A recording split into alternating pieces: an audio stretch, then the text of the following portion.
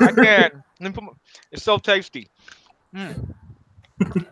Oh, we're live. No wonder you're so salty, man.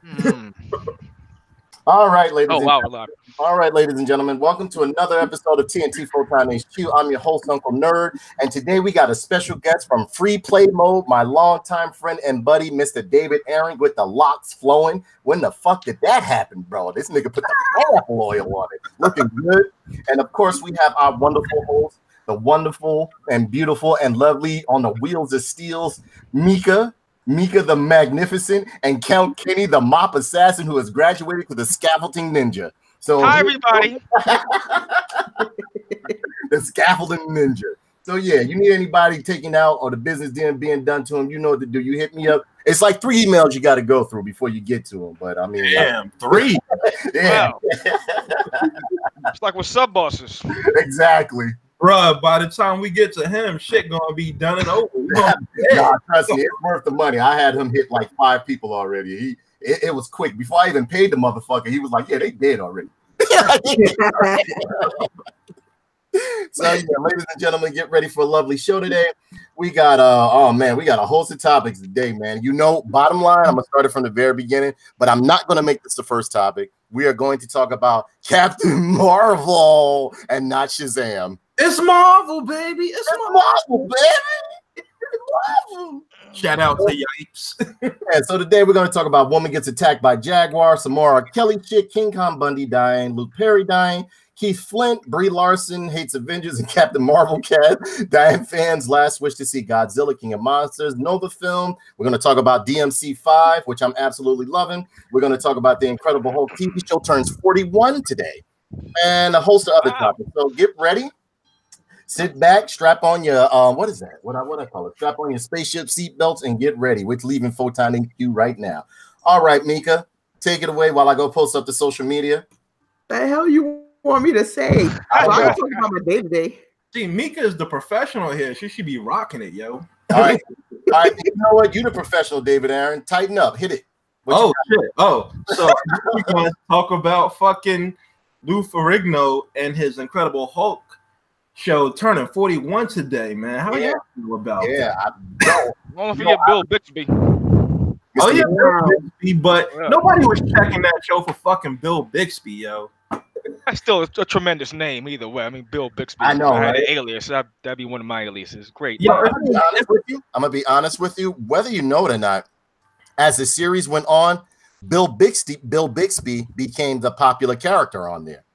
As it went on, people loved it in the beginning for Lou Ferrigno, but then they began loving Bill Bixby's character because he was starting to become a part of so many jokes and pop culture and everything like that with the thumb and the music playing to where it's started to become a pop icon. He became like a meme later in life. Exactly, yes. The Hulk walking away. The piano music walking away, rather. But like later on in the show, when it gained popularity, like among my generation, because I wasn't old enough for the original airing, right? When it became more popular due to being a cult classic in the 80s and 90s and early 2000s, like Lou Ferrigno got all the attention. Like people really forgot who Bill Bixby was, but all jokes aside, Bill Bixby did have a significant major part of that show and its success when it was first airing. So big shout out to him and his show as well. He died of cancer, if I'm not mistaken.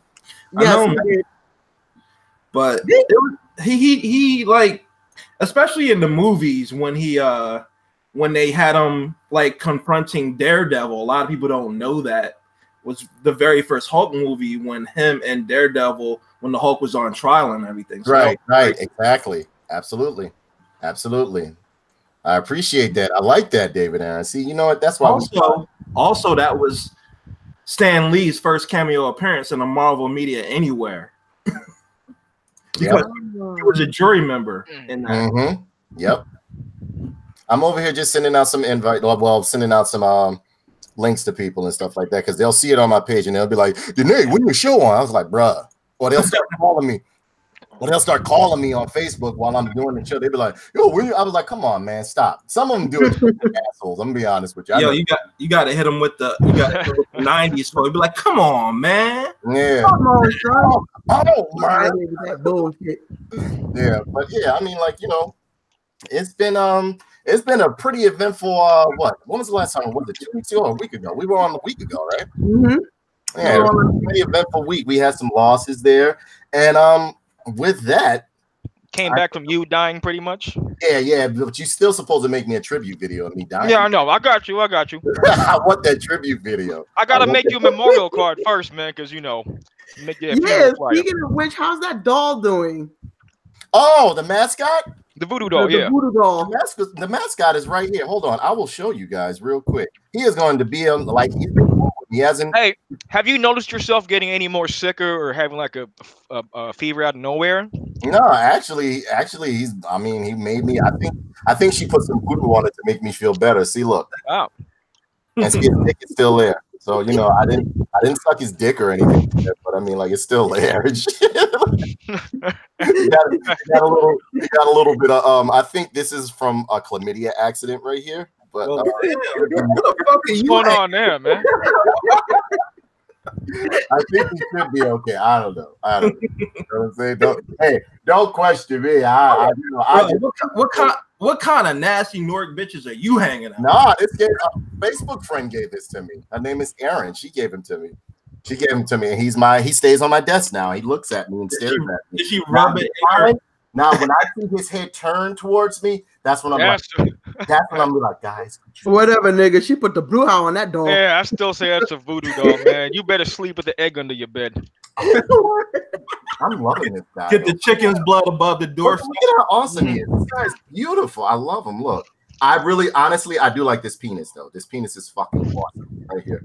Like, you know what I'm saying? And you can say that this guy actually has articulation as well. Like, you can bend the legs out, you can take the leg forward, back, you can turn the head and everything like that. And look how he's staring at me. Look. Janae, is that the doll you use to show people where they touch you and you know? That doll is actually in my closet. I keep that one in my closet because like that brings back bad memories. They were like really my butt. But yeah, ladies and gentlemen, you know what? Let's get on the real. Excuse me, I'm dying. Let's get on. Rest in peace, sir. Yeah. Let's get on a more sensitive subject right here, and that is the loss of Keith Flint from Prodigy. And I love Prodigy. Growing up, I loved Prodigy's music. Who did? Firestarter. What else? It was so many different songs that I love from Prodigy. I have every Prodigy album that there is. You know what I mean? I didn't really get too much into their new stuff because somebody told me that the new stuff was actually pretty good. But yeah, there's an article right here on theguardian.com that it says Keith Flint, Prodigy vocalist, dies at age 49. He wasn't that old. And we had another loss this week as well that we'll talk about in a few.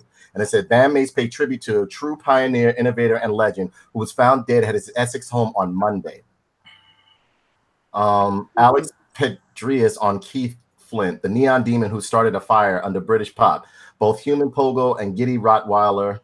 Keith Flint's 5 best performances. Keith Flint, vocalist with the Prodigy, has died at the age of 49. He was found at his home in Essex on Monday. The Prodigy released a statement confirming the news, saying, "It is with deepest shock and sadness that we can confirm the death of our brother and best friend Keith Flint, a true pioneer, innovator, and legend. He will be forever missed. We thank you for respecting the privacy of all concerned at this time." Liam Howlett, who formed the group in 1990, wrote on Instagram, "I can't believe I'm saying this, but our brother Keith took his own life over the weekend." Oh my God, that's horrible. Yeah, that is. Shell shocked, fucking angry, confused, and brokenhearted. Rest in peace, Liam. And you know the sad part about it is that a lot of people will just look at it as like, he just committed suicide. But you don't know, like that suicide shit is serious. It's serious. When you commit suicide, man, that means you have some serious demons that you feel that like nobody else can help you with, and that's like the only way out for you to calm those demons is to take your own life, unfortunately. Yeah.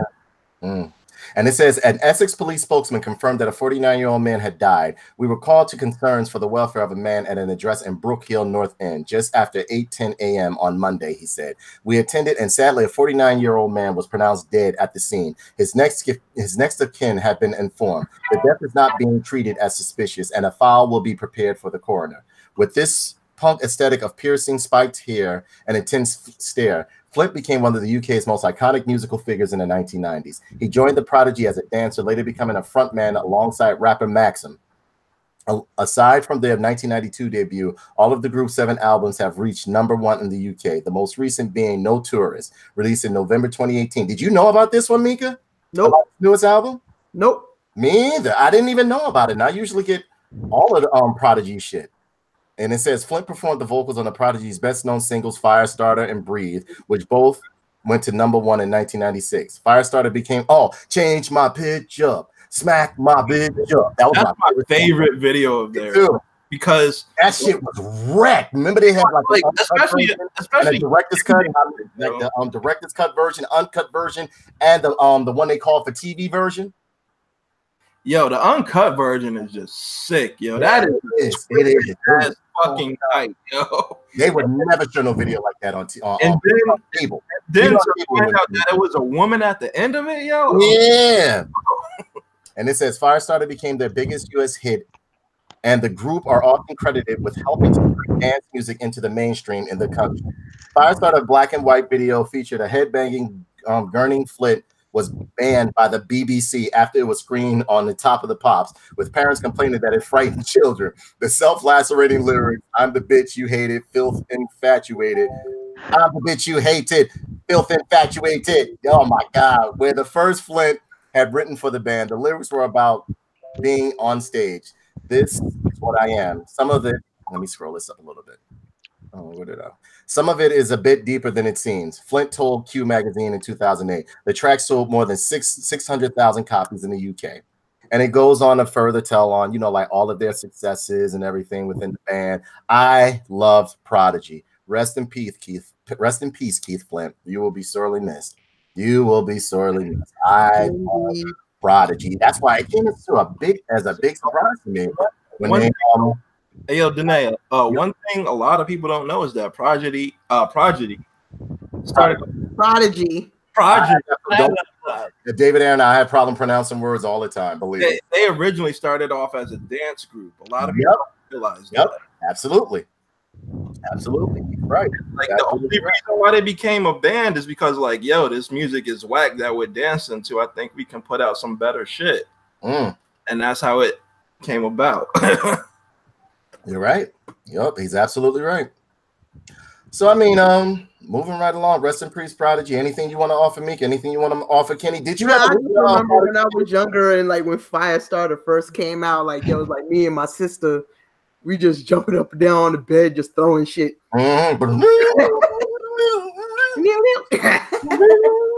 used to like, he'd be like, change my bitch up, smack my bitch up. I used to love that. Yeah, the uncut video of that version was fucked up. You saw her fighting motherfuckers. You saw her throw a tampon in the toilet. It was fucked up, I'm telling you. She was doing drugs. Yeah. It was a wreck. But you know they would never show nothing like that on current TV. They would not show anything like that. Not in this day and age. No. Oh, hell no. Hell no. So I mean, I want to get the deaths out the way so that we can pretty much have something to laugh at afterwards and stuff like that. So next up, Luke Perry passed, which is very sad too. Yeah, go ahead. He had he had a stroke before, and 4 days before. Yeah, and he had another stroke, which was a bigger one, which led to his death. Oh shit! He got 2 pieces. He just never had a chance to recover because, like, after the first stroke, he was already in bad shape, and then the big one, which took his life, it was like that was it for him. There was no chance for it. That's horrible. That is horrible, man. That's horrible.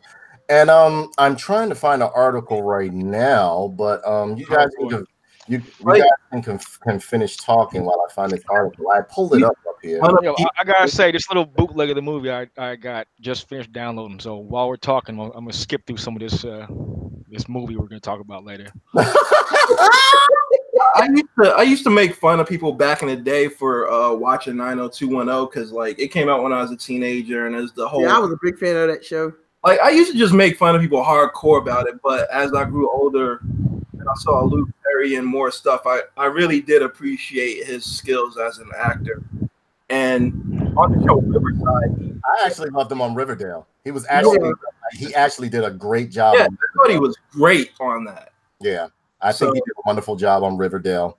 A lot of people out there are trying to sleep on his skills, but like watch him after the initial run of 90210, and you'll see how great of an actor he really is. I mean, like he's done some fantastic things outside of 90210, but a lot of people wouldn't really know that. Like, and you know, I think he was on like a couple. He was on Law and Order Special Victims Unit too. Yeah, I was going to say, a couple of good straight to video movies too. A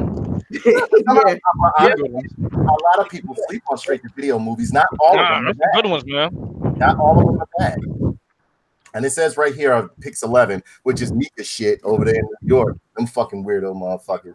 Luke Perry starred Beverly Hills 90210, dead at 52. Los Angeles actor Luke Perry, who starred in Beverly Hills 90210 on Riverdale, has died. According to several reports, he was 52. TMZ broke the news, reporting Perry died Monday after suffering a massive stroke last Wednesday. And you said, excuse me, you said he previously had a stroke, right? Yeah, like it was reported a couple of days before that he had like a stroke before this one. And it says actor Luke Perry, 52, passed away today after suffering a massive stroke. According to a statement from the Rep, the family appreciates the outpouring of support and prayers that have been extended to Luke from around the world and respectfully request privacy in this time of great mourning. No further details will be released at this time. Born and raised in rural Fredericktown, Ohio, Perry was taped for heartthrob status along with Jason Priestley on Beverly Hills 90210, which ran from 1990 to damn, that was out that long? Mm-hmm. I didn't many moons ago. Oh, Lord. Yeah, 1990 to 2000. The Associated Press reports Perry suffered a stroke the same day Fox announced 90210 will be revived for 6 episodes. That's weird. Conspiracy. He was not. Yo, he's someone's Illuminati sacrifice. Call it. Bro, you know what? I'm not even going to get into it, but that shit right there. He's a blood sacrifice. Like with that situation with the guy who was the Ultimate Warrior. Remember, he was supposed to it's just weird, but yeah. He was not among the several former cast members set to return to the show. Perry has had roles in a handful of films, including The Fifth Element, 8 Seconds, and American Strays. He appeared in HBO prison drama Oz and voiced cartoons, including The Incredible Hulk and Mortal Kombat. In recent years, he starred in the series The Ties That Bind and Body of Proof. His latest role was on the TV series Riverdale. He's also expected to appear posthumously in Quentin Tarantino's film Once Upon a Time in Hollywood, which is in post-production with a release date for later this year. Perry is survived by his daughter and son. That's sad. That's sad. Forlin fan said that it came out of nowhere. He had no known medical issues. Yeah, that's what I'm saying. Also hilarious in Buffy the Vampire Slayer. And I see, that's what I'm saying. I mean, Kenny, throw your conspiracy out there, bro. Watch whoever from that 90210 reunion. Watch whoever gets big and famous off of this shit the most. That's who is gonna be the one with the sacrifice. Like 50 times. Oh shit, we got the hand on deck. What's up? We got the hand on deck. What's up, the hand? What's up, man? See, Aaron, you have to understand the hand is a character you will never see him, but you will always hear him. The minute you see him, he is fired from the show. I don't want him on the show anymore. He has to stay anonymous. That's what makes him him. Being famous is that one day we were doing a show, and in between he was feeling some type of way, and he came through, and Mika had to regulate on that ass. She said, "Hold on," you just heard him say, "You took my fucking soul." You took my fucking soul and I want it back. Like she said, don't start your shit. She did. I mind tricked him. It worked for a little while, and then he snapped out of it. And he was like, "I want my shit." Then you just saw it get up, and you just heard me say, "You're supposed to say what everyone else." And then look. Just heard him slide down the door. He said, "I want my life." So yeah, the hand is like the official, unofficial. He's everything. Yo, I'm glad he's all right. Last time I heard him, he didn't sound so good. No, the last time that came through there, you just heard him. Were you on there when he just said, "Oh," and then he just went back? Yeah, I was like, "What the fuck was that?" She said, Don't start. Or like you'll just see Mika look at him like this. She'd be like,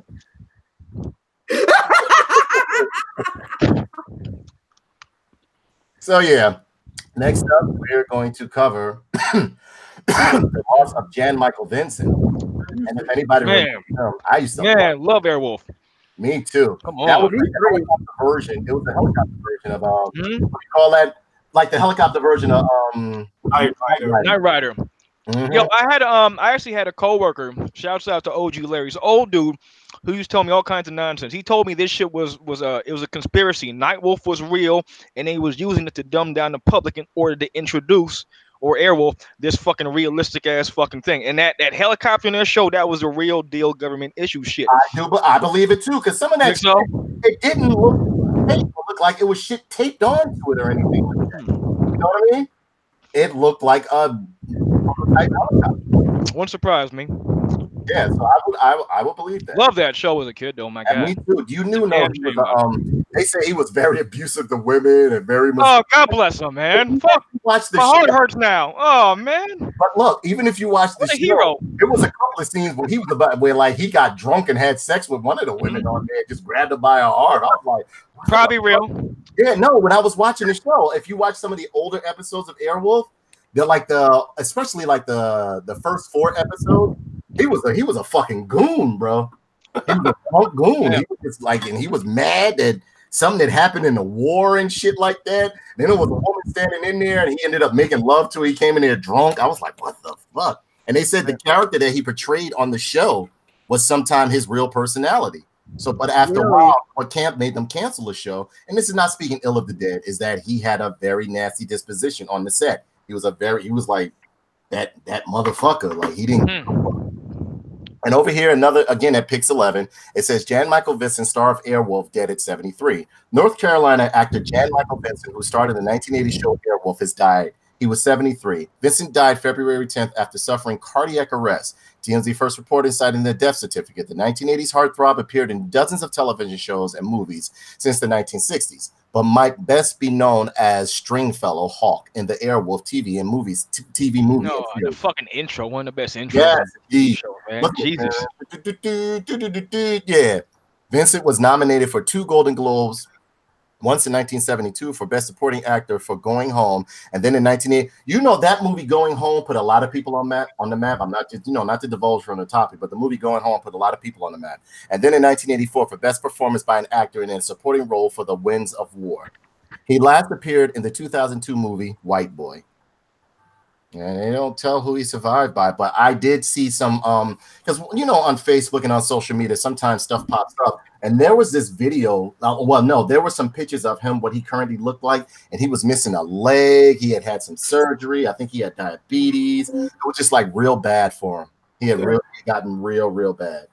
It's a sad event. It's sad to hear, but rest in peace, Jan Michael Vincent. I mean, it's real sad to hear because I was a big fan of this stuff growing up as a kid. We all loved, boys especially. We loved like shit that had, like vehicles or a person inside. I was more of a Michael Knight fan. Of course. You can't, Mika. You a DJ. Tell me that beat with like. It was hot. Tell me that shit wasn't hot. I was driving one night. And Buster Rhymes 5. And so, that's right. That is actually a good ass fucking beat. The shit is good. If you hear like the full length one, the shit goes into this whole synthesizer mode where it be like ding ding ding ding ding ding ding ding ding. I was like, what the fuck? I never heard this shit before. Like, you know what I'm saying? Airwolf, like they kind of spawned like a whole combat vehicle genre, like Knight Rider, and then you had the motorcycle one. Even in the 90s, you had Viper. There was a car that turned into like a fucking Viper. Yeah. You're right. It was red, and it turned white with snake scales. It was pretty fresh. It was another one. The motorcycle one. What was that called? I think that was called Viper, wasn't it? No. Viper was a car. Let me find this. It was with a motorcycle. Cause I remember. Wait, it wasn't Automan because Automan was the one with cursor where he came out of the computer and would make like these vehicles. It was called Street Hawk. Street Hawk, yes. Street Hawk, exactly. Yep. Wow, I remember that show. Oh, you will remember it. If you see a picture of it, it'll come right back to you. Because it was one of those shows that it didn't have a lot of episodes, but they would resyndicate it and they would have they would show it all the time. It's kind of like what show is that? Like they had a lot of shows like that in the 70s and 80s where like they didn't have many episodes, but they would syndicate the fuck out of it all the time or like show it on TV all the fucking time. Also in the 70s and the 80s, like the way they did seasons was just totally different. They just like run 36 episodes in a row, like a month or two off, and then come back with another 36 and shit. Right. All right, let's see what the comment section is doing over here because I know we probably got some goons over there acting up. Oh no, for Lynn fans is the only one over. No, we got some people over there. But yeah, moving right along, we have the sad news that King Kong Bundy has passed. Oh man, I used to love King Kong Bundy. Yeah.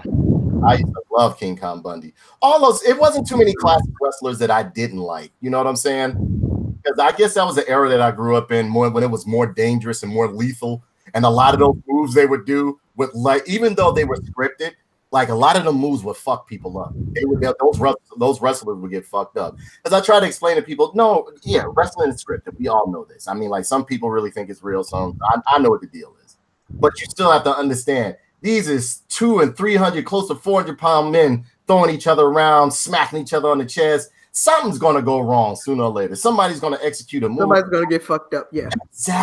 Exactly.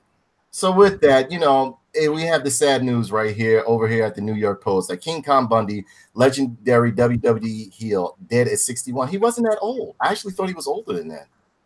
That's pretty young. He was older too. Yeah. But then again, if he's carrying all that weight, that's bad for his heart and all that other stuff. And it says right here, King Kong Bundy, the 6'4", 458-pound pro wrestler bad guy who smothered his opponents with his signature avalanche splash finisher, has died. He was 61. Bundy was born Christopher Pales. Yeah, Christopher, is that an I right there or and another? No, Christopher Pales in Atlantic City, New Jersey, and made his World Wrestling Federation debut in 1981. With his enormous physique and bald head, he commanded the ring in a too small singlet and proved his dominance by making referees count to 5 instead. Oh yeah, that's right. That's right.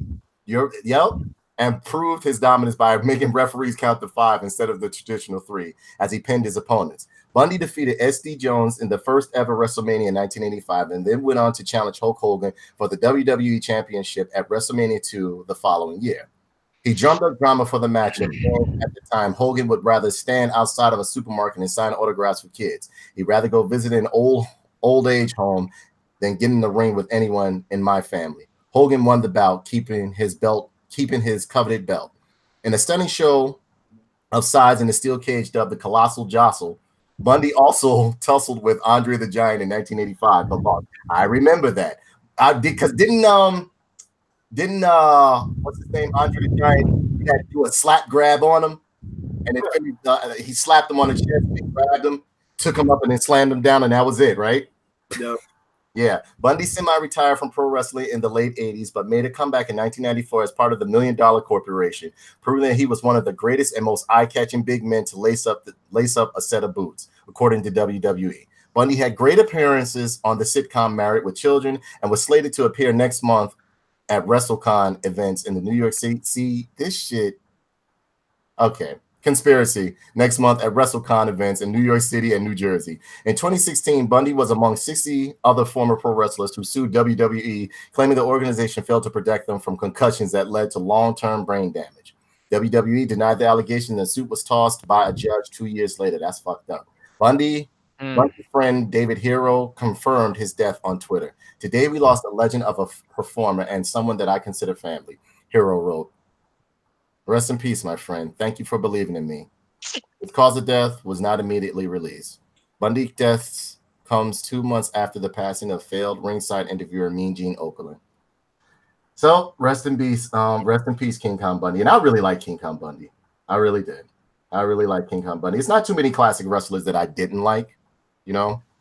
Like King Kong Bundy was one of my favorites, along with Bam Bam Bigelow and, who was that? What's his name?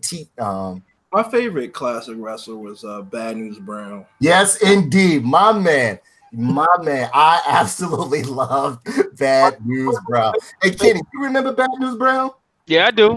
Yes. Do you The remember? Ghetto Blaster, whatever Yes, it was. Yeah. that Ghetto Blaster. How you gonna have a move where you just like sloppily drop kick a motherfucker in the back of the head? You know what else I used to like? Is that he really wouldn't do no wrestling moves. He would just smack you, like punch you in the face, kick you in the gut. And then when the ref would tell him, like, look, you can't be doing this. His famous line was like, don't worry about it. He'd be like, don't worry. He would go just like this. He'd be like, don't worry about it. Don't worry about it. Like, this motherfucker ain't shit. I love Bad News Brown. The referees would come and try to move, and he'd mush the referee. And then he'd have his foot on his opponent while he mushing the referee away and shit like that. He was a fucking piece of shit, but I loved him. But from what I understand, he was a real martial artist. Yeah, he was a bronze medalist in the Olympics. He was a martial artist. So like those kicks that he was doing and shit like that, they were real. But that the shit that he had called the Ghetto Blaster, when I first saw that shit, I died laughing, and I was like, "This is my man right here." That's my favorite is still New Jack all time. Oh yeah, I say New Jack is still my favorite. Psycho, man. Yeah, that Natural Born Killers, and he pulls out the toolbox and all the toys and shit. Fantastic. Dude, Jump off something? Yes. That man is a legitimate psychopath. Yeah, he's one of my favorites. Right next to Taz. My two favorites. Yeah. My favorite. New Jack, this motherfucker would literally come in there with a fucking cart. Like a grocery shopping cart, right? Yeah, like, full of a guitar. I swear, you may think I'm lying, guys. Yo, hit you with a Super Nintendo, though. No, oh, so it was a Nintendo in there. Yeah, it was Nintendo. And he also had like a computer keyboard, all kinds of shit. He would just hit you with everything in the cart. And from what I understand, he said that he was on so much coke sometimes that he would attack all attack the moves. He wouldn't execute the moves like they supposed to do. At one point, he just started bringing weapons. He had like a Wolverine claw. He'd bring out straight up knives. There was one match I saw where I guess dude was taking liberties and actually punching New Jack. So New Jack went in his pocket and pulled out like a pocket knife and just started hitting him with the jibs. Just shivving his ass with it. Yeah, New Jack was my shit. New Jack definite favorite, man. I mean, he brought a great energy to the ring. What are your closing thoughts on this? On King Kong Bundy, David? Well, like as I said, I was never a fan of like the Hulk Hogan's and the Ultimate Warriors. Right. So I was more anti-Hulk Hogan than I was pro King Kong Bundy when he was. Right. So anybody who went up against Hulk Hogan was all right with me. Yeah, that's right. Because you came around during the NWO era, right? Oh, man, I'm 38, bro. I watched. Oh, I thought you were younger than that. But yeah, like he did a lot of important stuff for wrestling that a lot of people don't realize. Like you said, he had the first win in the first ever WrestleMania, and plus he faced Hulk Hogan in that 3-city WrestleMania at WrestleMania 2. So that was very impressive for him, and at a young age, because I didn't realize he was that young when he was doing that stuff. Yeah, he was. He was rather young. Oh boy. I mean, it's sad. It's sad. We're losing them. But at the same token, I try to explain to people, a lot of these people are old. I mean, like, if I'm old, they gotta be up there because these motherfuckers was grown when I was a little kid. You know what I'm saying? So it's just what it is, man. You know what I'm saying? I'm just happy I was able to enjoy them and enjoy the content that they brought to us for entertainment during that time. So I mean, like, rest in peace, King Kong Bundy. Love you, bro. Moving right along, we have a subject right here where Mika's friend, Mika's friend decides to, let's share this to everybody. Oh, fuck you. Mika's friend gets attacked by a jaguar. I have to ask, yo, what is up with white people getting into cake? I have no idea. No. If I remember correctly, didn't she do it for a selfie or some dumb reason too? God damn it. Did it for a selfie. They got white people getting in the cages with fucking lions and shit and zoos, fearless, unafraid. And then, but you be like, oh, let's go to Newark, New Jersey. Oh, fuck that. There's black people there. Yeah, but you jumping in a cage with a fucking wild ass animal and shit like that. This is a jaguar. Jaguars, they say, are more vicious than panthers. You know what I mean? Because I don't get it. this is just some straight up white people shit. You don't see black people jumping into cages and zoos. No, Another because we thing, know too. better. Another We know thing, better. another thing too. I look on Facebook sometime and they'll show videos of like, you know, people petting and playing around and trying to keep these wild ass animals as pets and shit. I think they're beautiful. I love wild animals and shit like that, but from afar. I don't play that shit. I don't play that shit. I know how to ride horses and shit, but there are some horses you can actually look at and be like, no, this motherfucker gonna throw my ass. You know what I'm saying? Shit like that. But yeah, over here on CNN.com, it says a jaguar attacked a woman at a zoo in Arizona, leaving her with injuries that required medical attention. The fire department said the attack happened Saturday evening at the Wildlife World Zoo in Litchfield Park. Said Sean Gillen of the Rural Metro Fire Department. The guest crossed over the barrier to get a photo and was attacked by a female jaguar. The zoo tweeted, citing witness accounts. The visitor sustained non-life-threatening injuries to their arm from one of our female jaguars. At the request of the family, paramedics were called, and no time was the animal out of its enclosure. Please understand why barriers are there and put in place. Sending prayers to the family tonight, the zoo tweeted. The woman, who is in her 30s, was taken to the hospital and is expected to survive. CNN affiliate KPHO reported. Citing the fire department, the affiliate said, citing the fire department, the affiliate said the woman was trying to take a selfie near the fence of the jaguar enclosure. The animal reached out and attacked her arm. Witnesses described horrifying attack. Adam Wilkerson said he was at the zoo with his family when someone came running around the corner yelling for help. Without thinking, I had no idea that I was going to see what I was going to see. I just ran over there, he said. I saw the other girl up against the fence with her arm caught in the jaguar's claws. Wilkerson said he was standing behind the woman, but did not want to pull her off. I could see the claws in her actual flesh, he said. In an effort to distract the jaguar, Wilkinson said his mother ran up behind him and shoved her water bottle through the cage. The bottle distracted the jaguar and it let go of the victim. When my mom put the water bottle through the gate, the jaguar let go of the girl, and we pulled the girl back, and she collapsed, he said. In the 911 call obtained by CNN, a zoo employee can be heard saying the woman's arm was in pretty bad shape. She is doing okay, but her arm is like bad. The employee told the dispatcher. The employee also said the woman's arm had been under pressure. She's in pain, like really bad pain, the employee said. And it goes on to further say what they said and this, that, and the other. Now, this is the part that do they have more comments? No, I wish it was a section where they had comments, because the comments are usually the funniest aspect of this. And yes, I do find this hilariously funny. I don't give a fuck what nobody says. Who the fuck goes and fucks with a fucking jaguar? It's a jaguar, a wild ass animal. It's not your You have fucking house cats that will fuck you up. So why the fuck would you go inside of a jaguar's cage? Your guys' thoughts on this? I'm just happy to know that the jaguar's not going to be put down. That's good. No, why would they put jaguar down? She had it coming. She fucking deserves every little bit of pain she felt. You don't jump in a wild animal's cage, man. It's common sense. Why would you even think to do something like that? To get a close picture of the jaguar. For a selfie, right?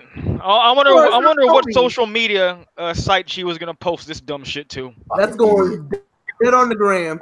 I truly do not feel sorry for this woman. Like, whatever happened, like if her arm happens to get amputated because of the shit that happened to her, had it coming. She probably gets stitches. There is no way. No way in hell you would see me fucking jumping in. I respect animals. Two things I respect, and that's electricity and animals. Believe me when I say you'll see me fuck with fire more than I'll fuck with electricity. And that's because my ass got electrocuted before. You understand what I'm saying? Hell yeah, my ass got torn in half one time by some electricity. And I was quiet for 4 days. No bullshit. I ain't say shit. I don't know what the fuck that electricity did to my ass. It had me quiet as fuck. It's no way in fucking hell you would have saw me jumping in the cage with that fucking jaguar. I don't give a fuck. I don't play with that shit. Well, especially it was this one video where I saw, and I think the man died. It was in I think it was in India, something like that.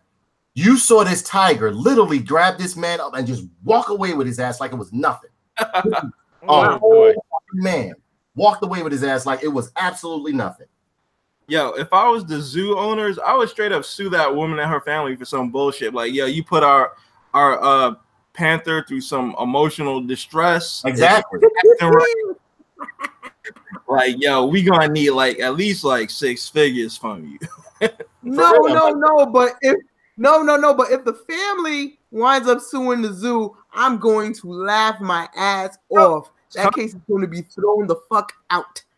You know it's coming because they're gonna come with some lawyer like, oh, the zoo should have did a better job of keeping her out of the enclosure. I'm like, yeah, but nobody told her stupid ass to climb over the damn barrier, huh?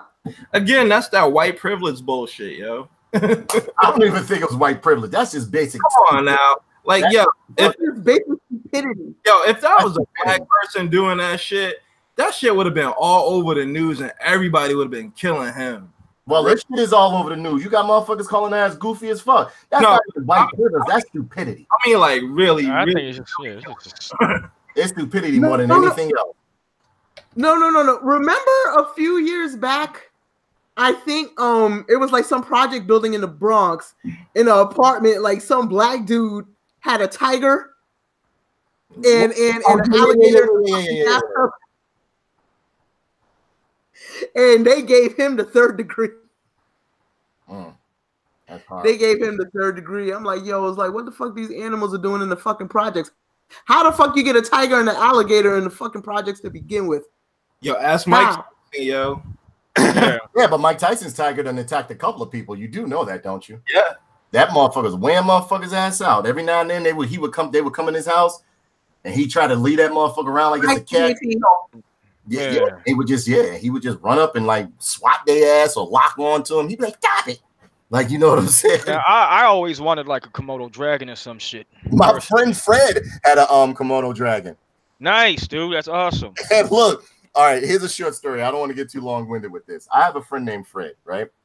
Now, Fred, he really thinks he's like, you ever seen these motherfuckers that think like they can control animals or they have ability to like, so he had a cat, a snake, a dog, and a Komodo dragon in his apartment. Beastmaster? Exactly. So he feels the Komodo dragon had to eat one of those other animals. So he feels he could keep all these motherfuckers circulating in one apartment and shit like that, and this, that, and the other. For one, his snake didn't like him. Whenever he would come near the tank, this snake would just ball up like he wanted, like he wanted to fuck him up. He go to feed the motherfucker. The snake just tearing that ass up to where, like, because my friend Fred was a big guy. So, like, you know, the snake would just be like digging every time he throw his head in. The snake would just like punching the fuck out of his head and shit. You're like, I'm not feeling nothing because I got the glove on. You take that glove off, there's all sorts of holes in his head, scabs and shit like that. Then the cat was in constant distress due to the fucking Komodo dragon. Of course. It was just like the worst fucking Dr. Doolittle you have ever seen in your fucking life. It was the worst. The dog pissing all over the fucking floor. The dog spent time biting the Komodo dragon. The Komodo dragon tail was missing meat from the dog biting it. You know what I'm saying? It was I'm gonna try to get him on the show one day, and we have some stories to tell. Like, this is one story, and again, not getting off topic because it's all coming back to me. We have this one story where my friend, and again, it's Fred. If you look on my friends list, his name is Frederick Prime. Fred was we were kids. I'd say I was in the 8th grade, and when I was growing up, you shouldn't cross the bridge over the Hawthorne Avenue from Clinton Ave. From whenever you cross the bridge, you're gonna get robbed, beat up, whatever the case may be. So Fred decides, because the store is closed over on Renner Avenue where I live at, that the store is closed, he's gonna walk his ass across the bridge to Hawthorne Avenue. Man, they let him walk across the bridge to go to the store. He came out the store. He took his dog with him, and he had like an old mutt dog and shit like that. It wasn't no pit bull or nothing like that. You know what I'm saying? It was just a regular, like, you know, I don't know, retriever and German Shepherd. I don't know what the fuck it was. And he named him King. Man, the motherfucker started chasing Fred fat ass across that fucking bridge. One of them had a hold of a you know, the carpet rolls that when you got, it's like a big roll. It's like a spindle in the middle, but it's a thick piece of cardboard rolled together. Yeah. He was running, and they started beating him in the head. Like that. Wow! While he was running. Now, mind you, Fred, for a big guy, can run, right? He could run. He could wrestle his ass off, because I could never out wrestle him. But I mean, like, he was a big guy. He was a fat guy, right? So they started clunking him in the head, clunking him in the head, clunking him in the head. And he said, "Get him, King." They kicked the dog. Dog ran home and shit like that. and left him, and they beat him up and took his candy and shit. And shit like that. I said, Fred, because he called me when he got home. He's like, yo, Danae, they almost killed me. I said, what? What are you talking about? He was like, man, he said, I went to the store on Hawthorne Avenue and I had to go because he needed me to go help him find his dog because the dog left his ass after they kicked that dog and like clunked him a couple of times with that cardboard roll. His dog like, yeah, and just ran and shit. You know what I'm saying? So, yeah, so many adventures with me and Fred. But yeah, not to get off topic, it just came back to my head. But yeah, that's what I wanted to tell you guys about the Fred incident. But over here, we have another story, and it's a pretty sad story though. But it's pretty. I mean, it's heartwarming right here, and it's dealing with Godzilla. Right, a person dying actually wants to see the new Godzilla, which I think is going to be absolutely phenomenal. And the thing about it is that this is my personal opinion right here. I was a bit conflicted that I was starting to enjoy this American Godzilla because I'm so used to Toho Godzilla, the Shogeki Godzilla, and so on and so forth, to where like I can honestly say, because due to that last Shin Godzilla, that I am loving this new Godzilla, and I can't wait till this new Godzilla comes out. And over here at Cosmic Book News, it says dying fans' last wish to see Godzilla, King of the Monsters early. A terminally ill cancer patient hopes to see the new Godzilla King of Monsters movie before he passes away. Excuse me. Fearing he won't make it until the film's release at the end of May, the owner of the Transit Drive-In Theaters in Lockport, New York, near Buffalo, posted on Facebook that he has a close friend whose last wish is to see Godzilla King of the Monsters.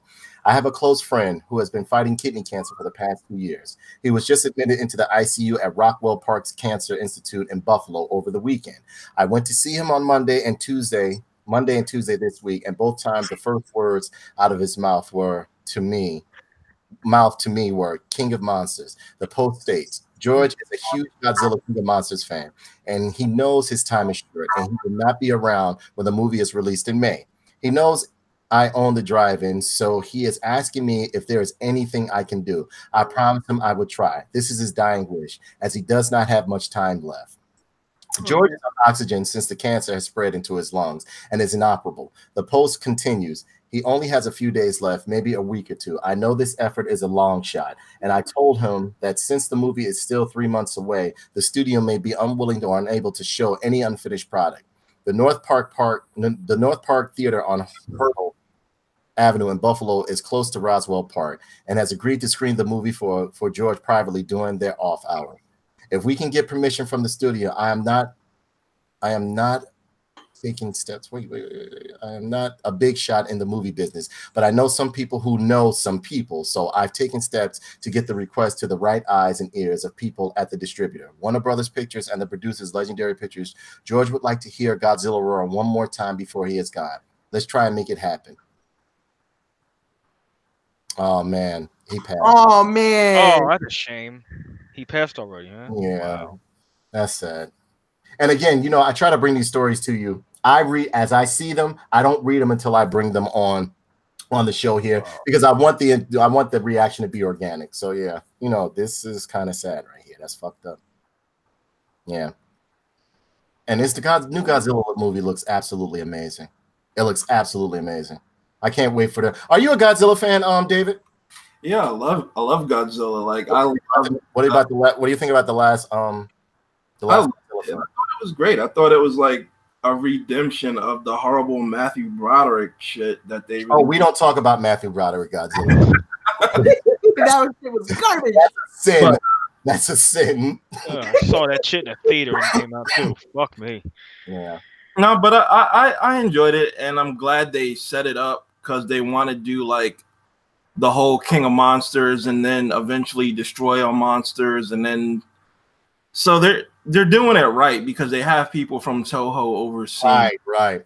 Oh man, we got some comments over here. JT Connell says people are stupid. Fierce Play says yup. JT Connell says hey, what's up, JT Connell? Sandra Pond says you cannot domesticate a wild animal. Exactly, you can. It's called getting married. Laughing out loud. That cat was in distress.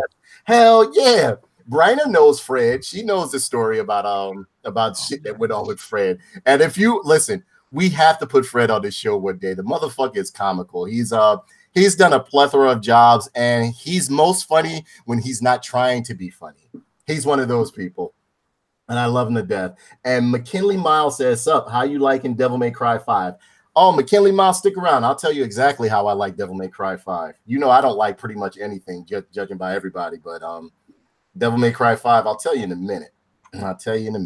But yeah, that's real sad. That's real sad. I don't know what to say on that. I just know, me myself, I would have tried to make it happen for him as much as possible. I mean, dying of cancer. I have an ailing mother that's dying not from cancer, but from various other, ailments and shit, high blood pressure, hypertension. I mean, high blood pressure, diabetes, dialysis, kidney, the whole shit. And it's rough. It's rough seeing somebody suffer like that. Hopefully this, oh my God. All right, there we go. But yeah, next up, I mean, I don't know what you guys have anything to say about it or how you feel about that? It was a really sad story.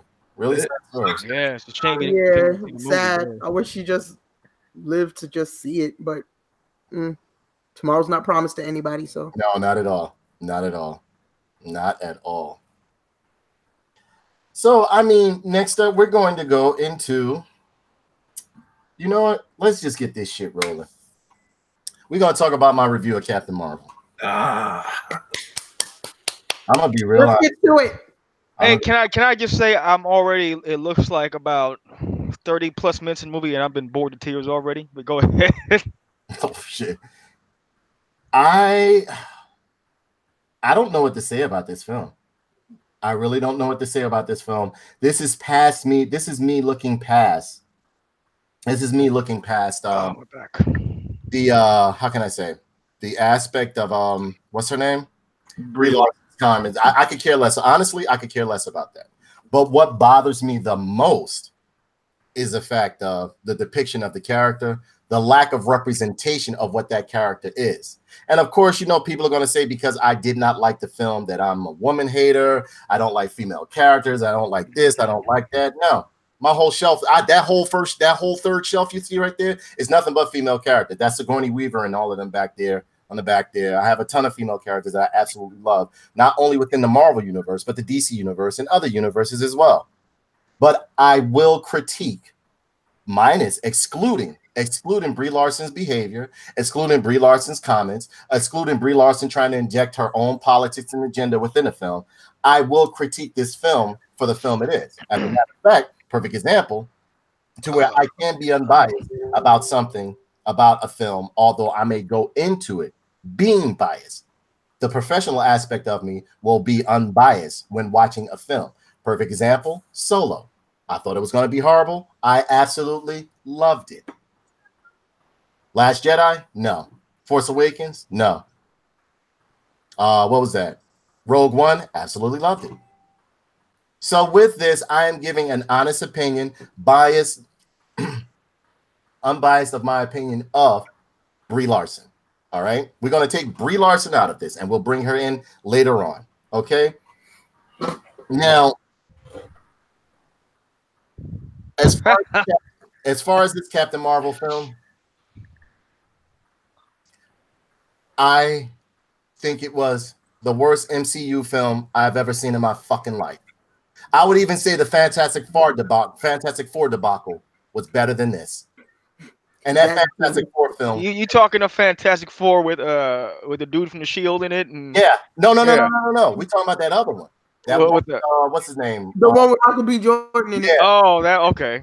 That was better, huh? That again before I watched this shit again. This shit, as it went along, got worse as far as special effects, as far as acting, everything. The whole aspect of how they totally just threw Monica Rambeau to the sideline for Brie Larson's Captain. Yeah, because like what I heard, they made her as the sidekick. They made Monica as a sidekick. Little girl. She was a little girl like that looked up to Carol Danvers. Now, mind you, and again, David Aaron, you can attest to this. How long was Monica Rambeau in the Avengers for? In the Avengers? Yeah, Monica Rambeau was a mainstay in the Avengers for well over 10 years. they're doing the like based off of the Ultimate Marvel universe, not the traditional 616 Marvel universe. I understand that. Like they're not going with like the 1970s origins of characters. So I'm that's not true. That's not true. That's not true. Because if that's the case, they wouldn't have Captain America stuck to the core elements of the classic. Like if you read the whole the core elements of the character, of his origins. Iron Man stuck to the character of his origins, and even though they changed things out in the no, they didn't. No, they didn't. They stuck to the. They stuck more so to the core of the classic characters than they did the origin of Iron Man. Iron Man's origin, not the traditional version of his origin. They didn't do that. Yeah, they did. When you look at most of these characters within the MCU, they stick to their core elements of what that character is. This one right here, Brie Larson's Carol Danvers Captain. And again, I honestly, I like Captain Marvel. I've always liked, but that's just me because I like B-list heroes. I like B-list villains. But at the same token, I don't see how they're just thrusting her as a because see, essentially what they're trying to do is make another Wonder Woman. They're trying to make a Wonder Woman equivalent. Failed badly. Dude, no, because Carol Danvers has been Captain Marvel for like the last 20 years. No. She's been Miss Marvel. She was Miss Marvel, yep. And then she became Captain Marvel. She's only been Captain Marvel for like a good 7 years. Trust me. I've read all of her books and each one of them flopped, even though, because as a matter of fact, hold on, I have some right here. Hold on 1 second. I have Captain Marvel books here, whereas they've tried to reboot her series 9 times over, and each time it flopped. No one likes her. She is the least like Captain Marvel that there is. Believe me when I tell you. I'll read her, but at the same time, you know what? With that taken in mind, wouldn't that make Brie Larson almost a decent choice for this iteration? Because the comic is an awful character too. She's a politically filled character. I mean, even if you look how she's drawn now, she looks like a damn man. So she's almost perfect for that kind of genderless kind of version of Captain Marvel that they do in the comics, that they're going to do in the movies now. She was in the comics. She was kind of the start of SJW Marvel. Absolutely. So in the movies, she's almost going to be the start of this new iteration of girl power Marvel, which we're going to see Blade's going to do it to a Blade's daughter and all this other shit that I'm not into. So this is just just this new fucking female powered version of Marvel, like the first chapter of this shit, I think. Yeah, and I know there are going to be normies and strawmen and who are going to say the Marvel universe is different from the MCU. I'm not expecting it to be the same. But I mean, they're lining up together now, though. It looks like. Yeah, I'm not. I never look for a direct transition, which is what I put in my Facebook post. I'm not looking for a direct transition from book to screen or whatever the case may be. But I mean, you have to keep their characters to their core elements. You totally just swept all the men that were Captain Marvels. Even to me, I felt as though this film, and again, call me being a cynic or call me being an individual who pulls things apart, but I saw this film for what it was, and it wasn't fun. To me, it was nothing but a SJW film or a feminist fucking like poke at everything that's male, poke at everything that was classic or canon.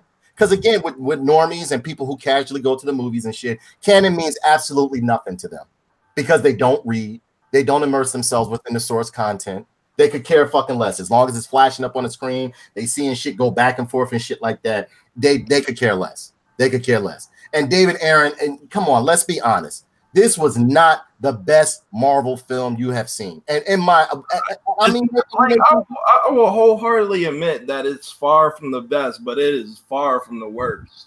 Give me the worst. Iron Man 3. I kind of agree with that. Iron Man 3 was absolute fucking trash.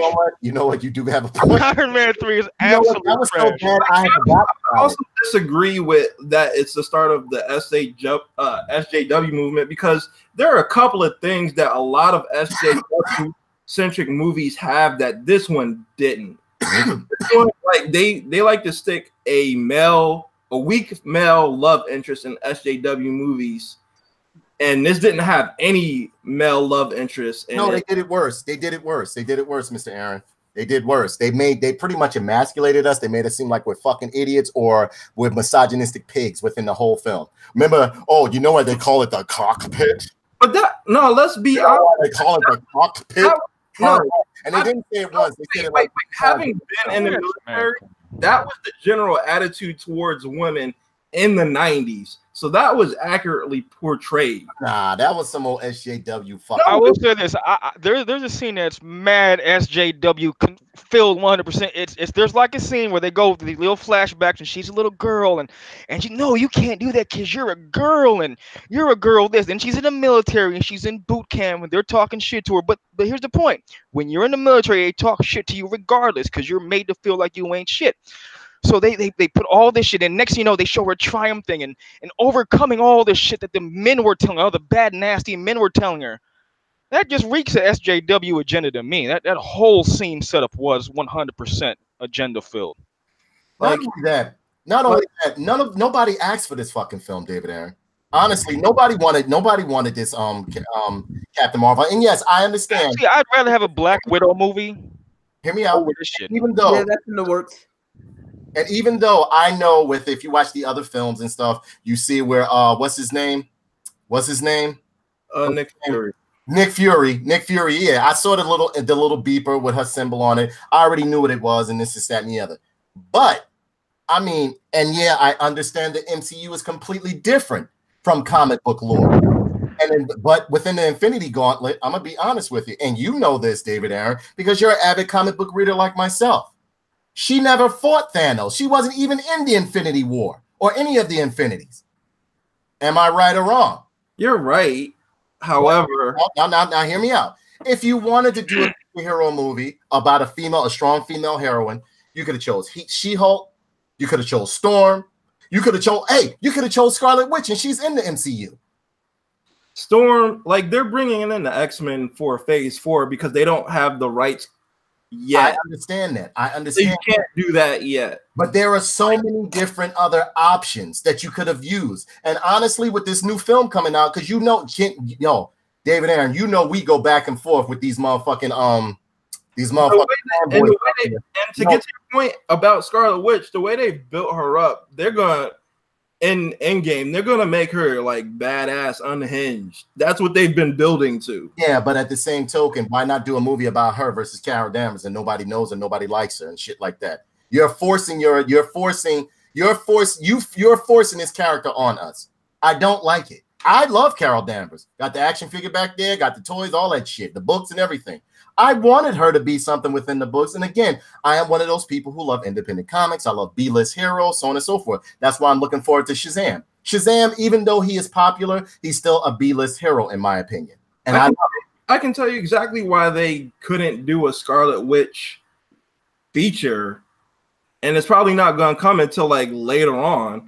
It's because she's already involved in several storylines within the current up until Endgame, so you can't do that. And then you have the issue with Fox because you can't really delve into her backstory due to them owning the rights to Magneto. You can't say, "Oh, she's Magneto's daughter," because they don't own the rights to that.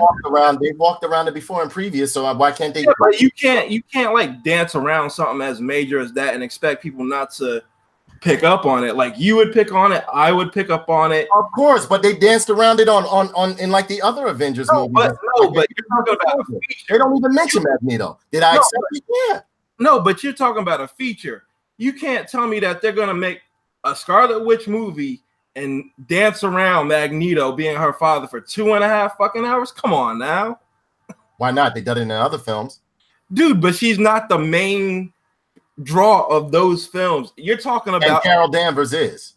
You're talking about an entire movie based around a central character in these last 2 movies, and not once will you bring up her backstory. You can't do that. Yeah, but why choose Carol Danvers out of all the other female heroes out there that have been in the Infinity Gauntlet or Infinity, whatever the case may be, that you can introduce as a new character or whatever the case may be, or you're looking for a Wonder Woman, a DC Wonder Woman, why introduce her? In fact, what you could do is actually do a Nebula movie, if that's the case. Or hear me out, or a Moondragon movie. Nebula's in there. Nebula is in the Infinity. Can I finish? Yeah, Nebula is in the Infinity Gauntlet. She is and as a matter of fact, she was the one who stole the fucking glove from Thanos to bring back half the population. I'll tell you the exact reason why they are going with Carol Danvers. Like 2 reasons. First reason is something that you probably missed in the Captain Marvel universe. You remember the daughter of her best friend? That's the current Captain Marvel. Endgame takes place 14 years after Captain Marvel takes place. So that girl is grown by now and more than likely is going to be the new Captain Marvel. Second thing, they're introducing the X-Men into the Marvel Cinematic Universe, which means they're going to introduce Rogue into the Marvel Cinematic Universe. Because if you notice in the Fox movies, they don't give Rogue the full gauntlet of her powers. They just have her with the power stripping stuff. So you know they're going to have her and Carol Danvers encounter. There's no way you can put Carol Danvers in this current uniform, this current situation and everything without having her power stripped, without introducing Rogue. So again, that's where hear me out. That's where the hypocrisy comes from when you talk about having Scarlet Witch without Magneto. You understand what I'm saying? All right, I feel you on that. Yeah, so I mean, like me myself, if you're going to tell a story, at least like honestly, a lot of people didn't like the Ang Lee's Incredible Hulk with yeah. I love the first Hulk that came out. He looked like a lime green Jello though. Yeah, but you know, I loved it for what it was, especially for that time. There are a lot of but because you kind of like, even though they changed up some things, they stuck to the core elements of what the Hulk was. They stuck to it. Yeah, they did. Like some shit was looking funky, some shit was looking weird, especially when you go back and watch it now. But for that time, I absolutely loved it. You know, a lot of people don't like that Hulk. Most of the Hulk movies that have come, like the what was the one with Ed Norton? Absolutely, I thought that was good. Yeah. That was good. I loved that movie. I thought Ed Norton was a perfect Bruce Banner. You know what I mean? So I will take changes within the story or whatever the case may be, this, that, and the other. And no, Abomination didn't look like how he should have looked like, but I still took it. I mean, I don't mind alterations within the story as long as it keeps the core elements of that character. That's equivalent to how can I say, them doing a Captain America movie and giving him a lantern to throw instead of a fucking shield. You like, what you doing? Like, this nigga don't even.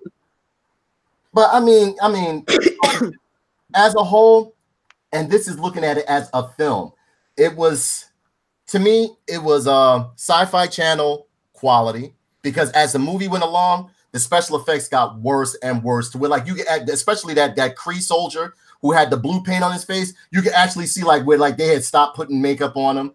Then at one point, the CGI on Samuel Jackson just looked like shiny makeup. I went and saw it in IMAX. Whenever I go see a film as major as this, and I want to go give an honest opinion of it, I go see it in its, its best form, or the best form possible. This film was a budget, cheap, horrible fucking film. And especially when she turned into like when she learned how to fly, that shit looked like some old fucking, what's that game that you play on your fucking phone? Champions of oh god, the fucking what's that? There's something to Champions where like you see them in as a computerized form and shit like that. It was just fucking horrible. It was horrible. So I mean, like I just didn't like this film. I didn't like this film at all. People were walking out where I was at. I mean, usually when you show, like, when you see the end credit scenes and shit like that, people are usually happy and like, you know, like, they were just leaving. It was just like a regular film. I was going to take some footage so you guys could see, so you wouldn't think like, oh, he making this shit up. No, I'm telling you, this movie is not received. And again, this is without me including Brie Larson's contribution to and even though the film may have done well, it's not, people aren't liking this film. They're not. Like, I'm not gonna go and say it was the worst Marvel Cinematic Universe because that is reserved for Iron Man 3, and it's far. Like, I have to admit, you guys are like, Iron Man 3 was a piece of shit. I forgot all about that film. I think it's solidly like in the middle of the pack in terms of the Marvel Cinematic Universe movies. I put it like just below Doctor Strange in terms of how good it was. Like, I enjoyed the movie for what it was. Yeah, there were canonical errors, but when you watch the movie, like, there were some 90s throwbacks that made me kind of chuckle and laugh, like the Windows 95 joke and the Blockbuster Video joke, Right. and Stan Lee reading the Mallrats script. That was good. I also thought I liked the earlier version of the portrayal of Nick Fury, how he's not this jaded and cynical person. I didn't like that. I didn't like that. I like it because that's wrote him in, especially how the fucking mark on his eye got there. That's fucking stupid. I hated that. That's not how Nick Fury got it. Again, you have to understand. You have to understand, David Aaron. You look around me. I'm a purist. I'm a purist when it comes to my sci-fi, my comics, my movies, this, that, and the other. Anything dealing with pop culture, with comic books, so on and so forth. I'm a purist. I am willing to take alterations within story. But that's not, first off, I'm going to be honest with you. I'm still not too cool with Samuel Jackson being Nick Fury. I'm going to be real honest with you. They're using the Ultimate Marvel version. I understand that. That's who they patterned the Ultimate Marvel version of Nick Fury off. And again, it wasn't, Nick Fury wasn't black until after these movies within the Ultimate Universe. No, he was black way back before they started doing the Marvel Cinematic Universe movies, back when they launched the Ultimate Marvel comic book line back in like 1999. That's right, because he had hair. You're right. Yeah, and then he had hair. They changed him up. They changed him up when they reintroduced him in Ultimate Spider-Man. Because right. Yeah, I remember. Yeah. Right. It took him up from the Shaft movie. Always harassing Spider-Man and shit like that. You're right. And they patterned him. He was kind of like a pseudo villain type hero, like, you know what I mean? And then they patterned him after Samuel Jackson, and then they struck a deal with Samuel Jackson.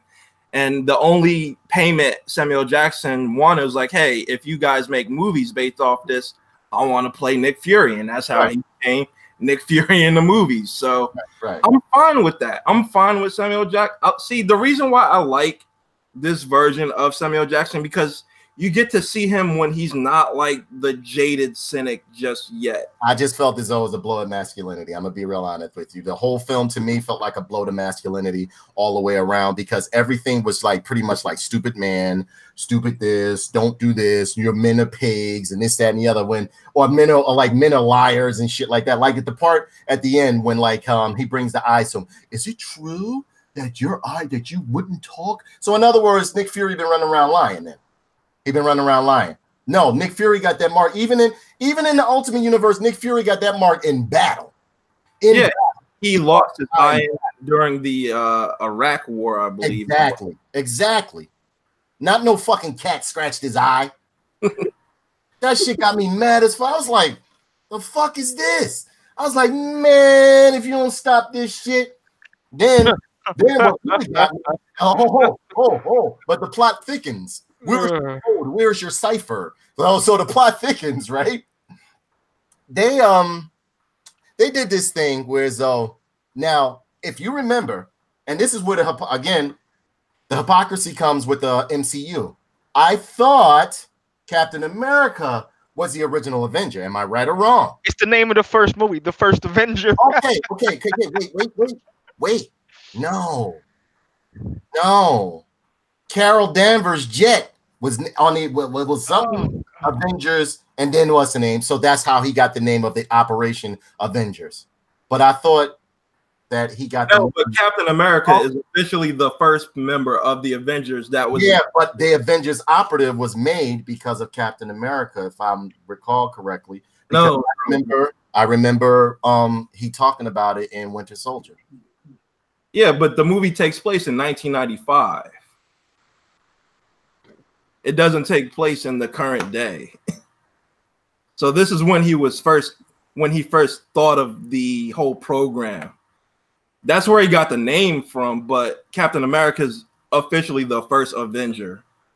That's bullshit. Yeah, but you don't see the kind of the corniness in that where they're kind of shifting and giving her credit for the name exactly. of the Avengers. That's kind of so everything is just nullified. It's just gone. Just everything that was built up. And let's not get into how like all the men were just completely written out of the fucking storyline and shit like that. So yes, I do have a problem with the fact that Captain Marvel was completely turned into a woman for the sake of this SJW film. So Captain Marvel, the only one who pretty much handled Thanos and shit like that, was just totally gone. You're a woman now. You ain't, I mean, like, I didn't think it was right. I didn't think it was right that the fact they had Monica Rambeau looking up to Carol Danvers as Captain Marvel. Nope. I would have felt so much. You know what? I think I would have watched the movie after Monica was not only to manhood, but to black people too. And I know you want like, oh man, he taking it to some color shit. And you know, I'm the first one to not take shit to a racial standpoint. But that right there, because I'm a comic book reader, I took that as a blow. I was like, wow. And then it was another instance in there that I found fucking weird and creepy and inappropriate. Was that why men? All right, when they caught that Creed, what was that called? No. Oh, and that's another thing. The Skrulls. Remember when they killed that Skrull? He was sitting on the gurney. Mm-hmm. What did Samuel Jackson and the other guy do? They lifted up the sheet and looked at his penis. Who the fuck does that? We men don't do shit like that. Why would we look at his fucking penis for? See, again, it's all these little social politics and little agendas and little like blows at men and shit like that went on in this film. Believe me when I tell you. And again, you know, a lot of people are like, oh, Danae, you looking too deep into it. This, that. No. I see it for what the fuck it is. This was an SJW film. It wasn't a superhero film. That too. It was shitty. So I mean, I could go on, but another thing too. Since when have Skrulls, and I can understand it's the MCU, since when have Skrulls become refugees? Or they want to be like the Marvel universe, they're refugees. Yeah, but David Aaron, that's equivalent to saying Decepticons just want to talk. Wow, the space Syrians now, amazing. Yeah. So and, yeah. Oh Lord, space burgers, here we come. They come to Earth, all they want to do is just talk. Or they just want to like, hang out with us and shit. No, them niggas here to fuck up. In the comic books, these are solidified villains. The Skrulls be fucking shit up. And you know it. How many Secret Invasion books has it been? Too many. Exactly. They're not good people. They're not good guys. They're built on domination and in the 616 universe, yes, that is the truth. And if they were using that as the source material for the Skrulls, I would be there with you, but they're not using that version of the Skrulls for the sake of the Marvel Cinematic Universe. So I'm not mad at it. So in a way, this movie is kind of redundant in certain aspects. When it was first slated as the Skrulls were invading and this, that, and the other, like this whole film is full of hypocrisy. It's just bullshit. It's bullshit. And you're not gonna tell me that end scene where like where she turns into her suit and shit like that. She turns into a fucking suit and gets a helmet on. Wasn't that the cheapest fucking CGI you had seen in a long time? Think about it. It looked horrible. Maybe it was because of the screen I saw it on. I saw my shit in IMAX, whatever the fuck. The best, I made sure I saw it in the best version possible so I can really give this a clear and concise opinion, unbiased opinion. People were leaving. The jokes that they said in there fell flat. I think I snickered at one. The cat, the animation with the cat looked horrible when like all the tentacles came out and shit like that. As the movie went on, again, it got worse and worse. I expected so much more. I expected so much more from that fucking film. Honestly. I mean, like my expectations going into the film weren't extremely high. They were like, okay, when I saw Infinity War and he hit the beeper and Captain Marvel, I was like, yeah, okay. I knew what it was. I knew it was gonna be Captain Marvel. Me and you knew that because remember when you saw it, you were like, "Oh, Danae, that was actually pretty good," and I agreed with you. It was a pretty good movie. Did it hold true completely to the comic book? No. Me and you did a video together. Remember? Yeah. I enjoyed it. I love the depiction they did of Thanos. See, but here's my thing. Like, I didn't go into the movie with like extremely high expectations of it. So my expectations of the movie were like, okay, I hope this progresses the plot forward. And one thing I'm glad they didn't do with the movie is make it like the super serious movie that it was originally portrayed to be in the trailers. They kind of had like a quasi Guardians of the Galaxy lighthearted feel to it with some of the stuff. Because I think if they did go the entire super serious role, it would have not been received well at all by anybody. I didn't like it because I felt as though it just, to me, it came off as creepy and forced. Creepy and forced. Like, and again, I went into this with an open mind. Believe me when I tell you, because you knew how livid I was about Star Wars and the direction that it's going in and stuff, and stuff like that. And again, I'll use Solo as a perfect example. Many people debate me, even people in this. I'm in Star Wars groups and shit like that. I've got put out of 2 of them because I said Solo wasn't actually bad. I enjoyed it because I didn't agree with their thought process. I got kicked out. I thought Solo was great. I love Solo. I absolutely love it. But I love fucking Childish Gambino in Solo. I thought he made that movie. Exactly. I thought he did a great. I think he did a great representation of Billy D. Williams as Lando Calrissian. I love the guy who played Han Solo. Although there was another guy within the Star Wars community that's like a lookalike in a way. He's like a young lookalike that does Han Solo character, like Han Solo. What do you call it? Mimicking and stuff like that. He's pretty good. Yeah. Oh, but, impersonator. Yeah, impersonator. Yeah, pardon me. But yeah, this right here, David Aaron, this right here was a smack in the face to comic book readers and Captain Marvel, blacks, men, everything. This was not a friendly film. For those that just don't see things as I see them or as clairvoyant as I am about things or see things for what they really are, I mean, to them, they probably felt as though it was the best thing since sliced fucking bread. Me, myself, I thought it was the worst fucking second worst MCU film, third. Because, yeah. But I would still watch that shitty-ass Fantastic Four film. Well, it's not a Marvel Cinematic Universe film.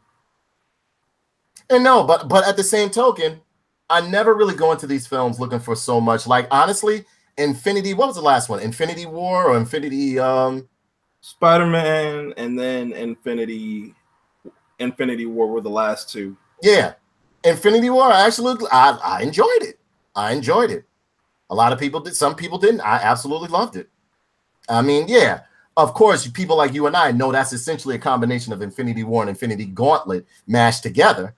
You know what I'm saying? Because there's overlapping story arcs on this shit. Yeah. But at the same token, I still enjoyed it. This film, I did not enjoy. And that's excluding Brie Larson's behavior. As a film, I did not like it. And not once did you hear me mention Brie Larson's behavior or the things she's been saying. So, I mean, like, as of this, nope. I saw it twice because I have that AMC Movie Pass thing. God bless you.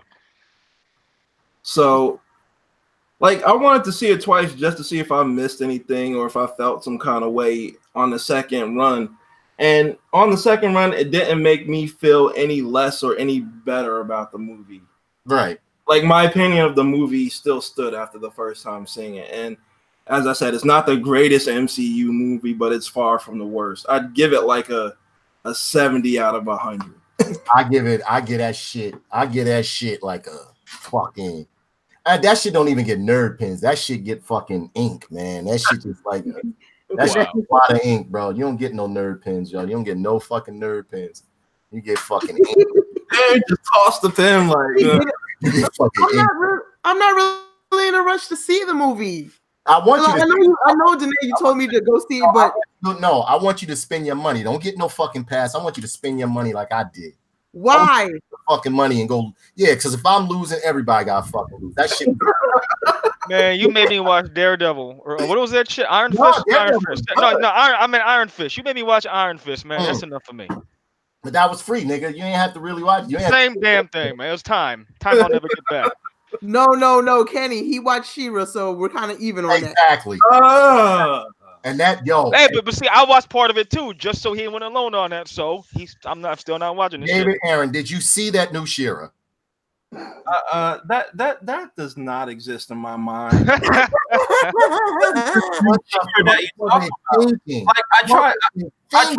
tried to find it on Netflix, but I just could not find it. Actually, I don't want to find it no more. I think they took it off. Like every time, even though it's a Netflix original, I don't. They didn't take it off, man. I know it's still there. Every time I go to, every time I'll tell you right now. I scroll to it and then I just black out, and then when I come back to it's on another thing. So I don't think it exists. He'd have built up a mental block for that shit. Damn, that's when you know shit is fucked up. That's when you know shit is fucked up. The Wayward Haitian says, I hate how they explain Nick Fury's eye. Yeah, fucking kitty cat. I thought that was a cop out, but that was horrible. That was horrible, David. Come on.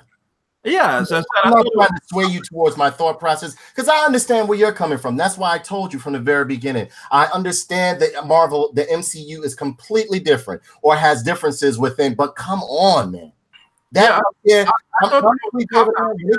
it gets on DVD, hopefully, because we're supposed to meet up because you told me about that party.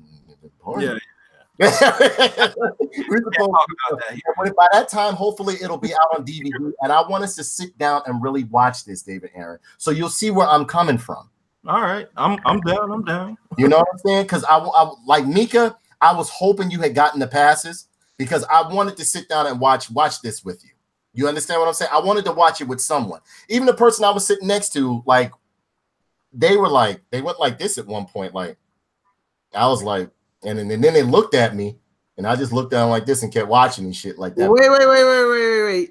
The Wayward Haitian said, "Why is Danae complaining? The movie wasn't for him." Yeah, but no, he's right. He's right. He's absolutely right. He said your opinions don't matter. Well, on my show, my opinions matter. No. Until Disney shut you down. But no, he was right. Honestly. That was a movie for feminists and SJWs, plain and simple. That was a movie for feminists and SJWs. It wasn't for men. It wasn't for men. It wasn't for men. And see, the thing is that, I'm going to close it out on this unless anybody has any closing topics that they want to add or whatever the case may be. Or if you still want to speak your piece on it. I just feel like I shouldn't have to watch the movie because it has like a quote unquote strong female lead. Like that shouldn't be force fed down my fucking throat. Yeah, and the thing about it is her acting was horrible. It was absolutely horrible. Yep. She had the personality of a fucking rock. All of her lines were like, then there was one point where like the guy said, "Oh, I know it really got me fucking mad to where like I was about to walk up out of that bitch. Since when did Monica Rambeau not have a mother and father? How come the black woman had to be a single parent?" Oh, yeah. Monica Rambeau always had a mother and father. As a matter of fact, her father was the one who used to constantly get upset by the fact that she was a superhero. He was always worried about her. So, yeah, that right there, that's that inclusion, diversity, and fucking, what's the name added in? Fuck out of here, man. This shit was nothing but a blow to fucking black people and men. I'm telling you. Monica Rambeau always had both motherfucking parents. Both parents. And her father used to be terrified that she was running around with the Avengers, fighting crime, doing this, that, and the other. Her biological father. Not no stepfather. No shit like that. So yeah, fuck this film, man. Fuck this film. I watch Black Panther and fucking Black Panther before I watch this shit, man. That's a good review. So yeah, I'm not fooling it. And Marvel was exactly. What pisses me off is Monica Rambeau being a little girl. We got comments over here, and Marvel was a woman. Marvel was a man. The other Marvel died of cancer. You think that'd be a good plot point for a movie? Actually, exactly, right? And the thing about it is, those two have a connection. Thanos and Marvel have a connection. That would actually give them more time to, like, if they wanted to do Endgame or whatever the case may be, build up Marvel. Because what I can say, and that I appreciate of the MCU, is that they took a book, and you know this for a fact, David Aaron. Guardians of the Galaxy was never a popular book, right or wrong? It's not.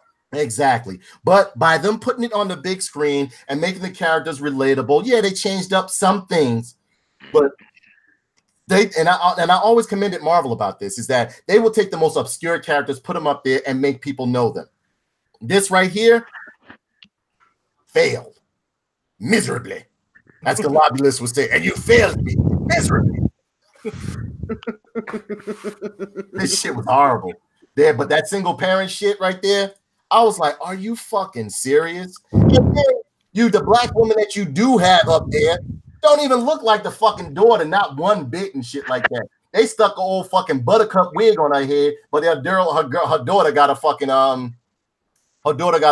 flowing curly afro and shit like that. I was like, what the fuck? What are they doing? The wayward Haitian dude. Spoiler alert: Captain Marvel's gonna accuse Thanos of sexual assault, and Thanos will be locked up. Yep. That sounds accurate. That's fucked up. I And believe look, David Aaron. Let's talk about how Brie Larson looked in that fucking awesome ass outfit, Spider-Man, and it's made no ass at all. Got a better ass than fucking Brie Larson. No bullshit. Let's be honest, David Aaron. Was she attractive in that outfit? And I don't give a fuck what nobody say. I like for my women to look good and my superheroes and heroines to look good in fucking outfits. I like. You don't like them gangly? Huh? You don't like them gangly like Captain Marvel? Nah. She had Mika. She had so much room and shit, like saggy skin in that fucking suit. Her ass was flat. She had like where her thighs was at and shit. And if you look at thighs, goddamn, yeah, like look, if you look at Captain Marvel, that's was baggy for some reason. Even if you look at Captain Marvel or Ms. Marvel within the Marvel universe and shit, even in comic book and shit, that bitch is shapely as fuck. She built nice. Even with the SJW Carol Danvers, she's built nice. This motherfucker was like man boy girl. I got booty. How do you manage to make a skin tight costume look baggy at the legs? Because you got no legs. It's amazing. That's what I'm saying. So what happened to your girl? What happened to your girl, Aaron? I'm not a fan of Brie Larson. I wasn't a fan of her being chosen as Captain Marvel. I would have rather they use Ronda Rousey, to be honest. Absolutely, I would have taken anything. I would have used Alexis Texas. I would have taken anything besides Brie Larson. Not only that, we had a comment over here. The Wayward Haitian says, "I would rather see Adam Warlock movie since he was more involved," and he's absolutely true. And if you look, weren't they teasing him? They were teasing Adam Warlock, right? Yeah, exactly. And if you do that, you could bring in Nebula because Nebula's already there, and then Moondragon. You know, it's a ton of people, ton of female characters they could have went with. As a matter of fact, Gamora was in love with Adam Warlock. They were lovers for the longest. So I mean, like, you know, it's all different ways they could have went with this instead of bringing in Carol Danvers, Captain Marvel and shit like that. Now, you know what the fuck up at? If they bring Carol Danvers in to the 1, 2, 3 shit and stuff like that. Because from what I heard, there are two different versions, two different endings that they made for this new upcoming film, depending on how well received that Captain Marvel is. Mm-hmm. It is one where Black Widow and Captain America kind of like defeat him, and the other one where Captain Marvel defeats him. Look it up. The information's out there. I heard about that. Mm-hmm. Well, considering Chris Evans' last movie as Captain America, you know he's gonna die at some point. Same with Iron Man.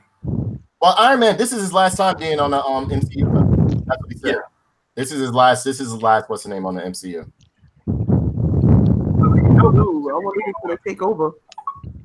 You know what I would rather them do in terms of the new Iron Man? I'd rather them use part of the Superior Iron Man storyline where Tony Stark becomes an AI for Iron Man. That would be fucking awesome. That would be awesome.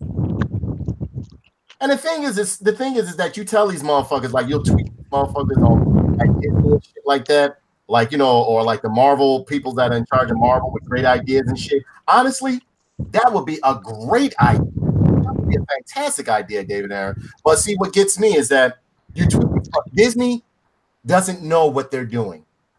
They just grabbed these licenses up. They should have just left them where the fuck they were. Left them where the fuck they were.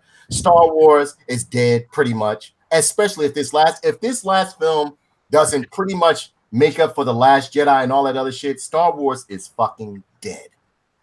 It's already dying. You have hardcore Star Wars fans that are pretty much just like, they only harken back to the old Star Wars. And it's simple. It's simple. As I said before, if you don't know what to do, you stick with what fucking works, and that's what Marvel was doing up until now. You grab this shit from in the fucking comic books and throw it up on the screen with a few alterations. People love what they're familiar with. They'll go see what they're familiar with. But no, When you start injecting your social politics. Wait, what? Hold up. Wait, Haitian. I heard that the Avengers are not going to be back and that they are merging the Marvel Comics and MCU. They plan to go all female Avengers since the Avengers was created because of Captain Marvel. Whack. Yeah, I don't want to see no shit. That's just not And whack. no, it's not even a factor. It's not even a factor of me not liking female superheroes or females or whatever the case may be, because that's what everybody will harken back to when you don't agree with their thought process. They'll be like, "Oh, you just don't like women and you don't like female characters." No, who the fuck? When I see a team, I want to see a mixed, diverse crowd. I want to see a whole bunch of different motherfuckers running around and shit like that. I like Black Widow. I've always loved Black Widow within the comic book, especially when she was with Winter Soldier. You know what I mean? Yeah. I like all of that shit. I like, what's her name? Oh God, Silver Sable. She's one of my favorites. Cause that bitch will shoot you in a fucking minute and not think twice. You know what I mean? Right. The only time I want to see an all-female Avengers if it's done by Evasive Angles, West Coast Productions, or you know, one of the heavy hitter studios for sure, even Heatwave or something. Hell, Captain Marvel, I think should have been either Alexis Texas, Austin Taylor, or you can go Julie Cash for something more shaky. You know, that is so fucked up. I would have gone. Actually, I would have gone for sure Alexis Texas for Captain Marvel, and then I would have gone Black Widow would have been Gianna Michaels, and Scarlet Witch. I would have catered to the SJWs, and I would have gone Latina, and I would have gone old school with Olivia Lovely. Yeah, that would have been my choice. I would have had a way better MCU. Well, I need to bring some like breaking news. Like it's totally I can't hear. This is just off of what we're discussing, but it's been discovered that a third sex tape has been surfaced that shows R. Kelly sexual. Yes, yeah, the hits keep coming. Yeah. You know what? Let's have some closing thoughts on this Captain Marvel shit. Then we want to get some hot shit. What's your closing thoughts on this, Kenny? Garbage. What's your closing thoughts, David Aaron? Like, if you don't want to pay to see it, wait till it comes out on home media. Pirate Bay's a fine place. Yar, me hearties. Ahoy! On this, Mika. Fuck that movie. All right. So moving right along, ladies and gentlemen. We're there. Yeah. Again, R. Kelly again setting up his shit, being pinned to the cross because yo, you can't fuck kids, nigga. You can't fuck kids. Yo, and what's fucked up is you got to defend that shit, yo. All right, you want to cover this story, David Aaron? Go ahead. Fuck yes. Because I got some words for all you nasty motherfuckers out there trying to defend this man. Exactly. Like, people trying to like, oh, this is some new shit. No, motherfucker. This shit has been going on since we were like we were kids. David, give him a something about that black community that be supporting this nigga all day long. Go ahead. For real. Like, y'all motherfuckers like, oh, what about Harvey? What about fucking Woody? We talking about Harvey. We talking about R. Kelly. We talking about our motherfucking Kelly, who's been doing this shit since 2000. Like, this known in the industry that, like, it was known, not to cut you off, because this story right here got me fucking livid, because motherfuckers was like, as soon as it came to R. Kelly, they was quickly shooting off to fucking what's his name? What's that guy's name? Oh, what about what's his name? Oh God, Woody Allen. Woody Allen. We not talking about them motherfuckers. We talking about R. Kelly. And then you got motherfuckers like this one chick fucking paid to get him out of jail the first time. Yeah. Oh, and then another chick paid his child support bill. God damn. I'm like, yeah. And then you got motherfuckers like, oh, blame the Me Too movement for cutting off his revenue streams. I'm like, no, that motherfucker he should have been pinned to the fucking cross. Yo, that motherfucker should have been canceled like 20 goddamn years ago, yo. Mm-hmm. But y'all motherfuckers like, oh, blame the Me Too movement for keeping a brother down. I'm like, yo, about that. Like, I can understand you not supporting the movement, but you can't use that to justify fuck shit. Yo, and there is nothing more fuck shit than fucking kids as an adult, yo. Exactly. There's no excuse for it. One thing I don't play is that fucking pedophile shit and rape. Those are two things I feel as though are the most heinous fucking crimes you can ever fucking do. You're a pedophile, you need to be killed. You're a rapist, you need to be castrated because you can't control your fucking self. You can buy pussy out here. You could talk into some pussy. I've seen ugly motherfuckers get pussy, fat motherfuckers. You don't have to rape nobody. You feel me? I'm like, how the fuck does R. Kelly not have any money that he has motherfuckers trying to step up to pay for his shit? And like people are like, oh, like R. Kelly's just a poor. So I'm like, blame that motherfucker for not graduating in high school and learning how to read a motherfucking contract. Exactly. Blame that motherfucker for being a dirty motherfucker and maintaining a child sex ring. Blame that motherfucker for not knowing how to keep a financial fucking ledger and seeing who's eating off of him. Preach, brother. Give him a sermon.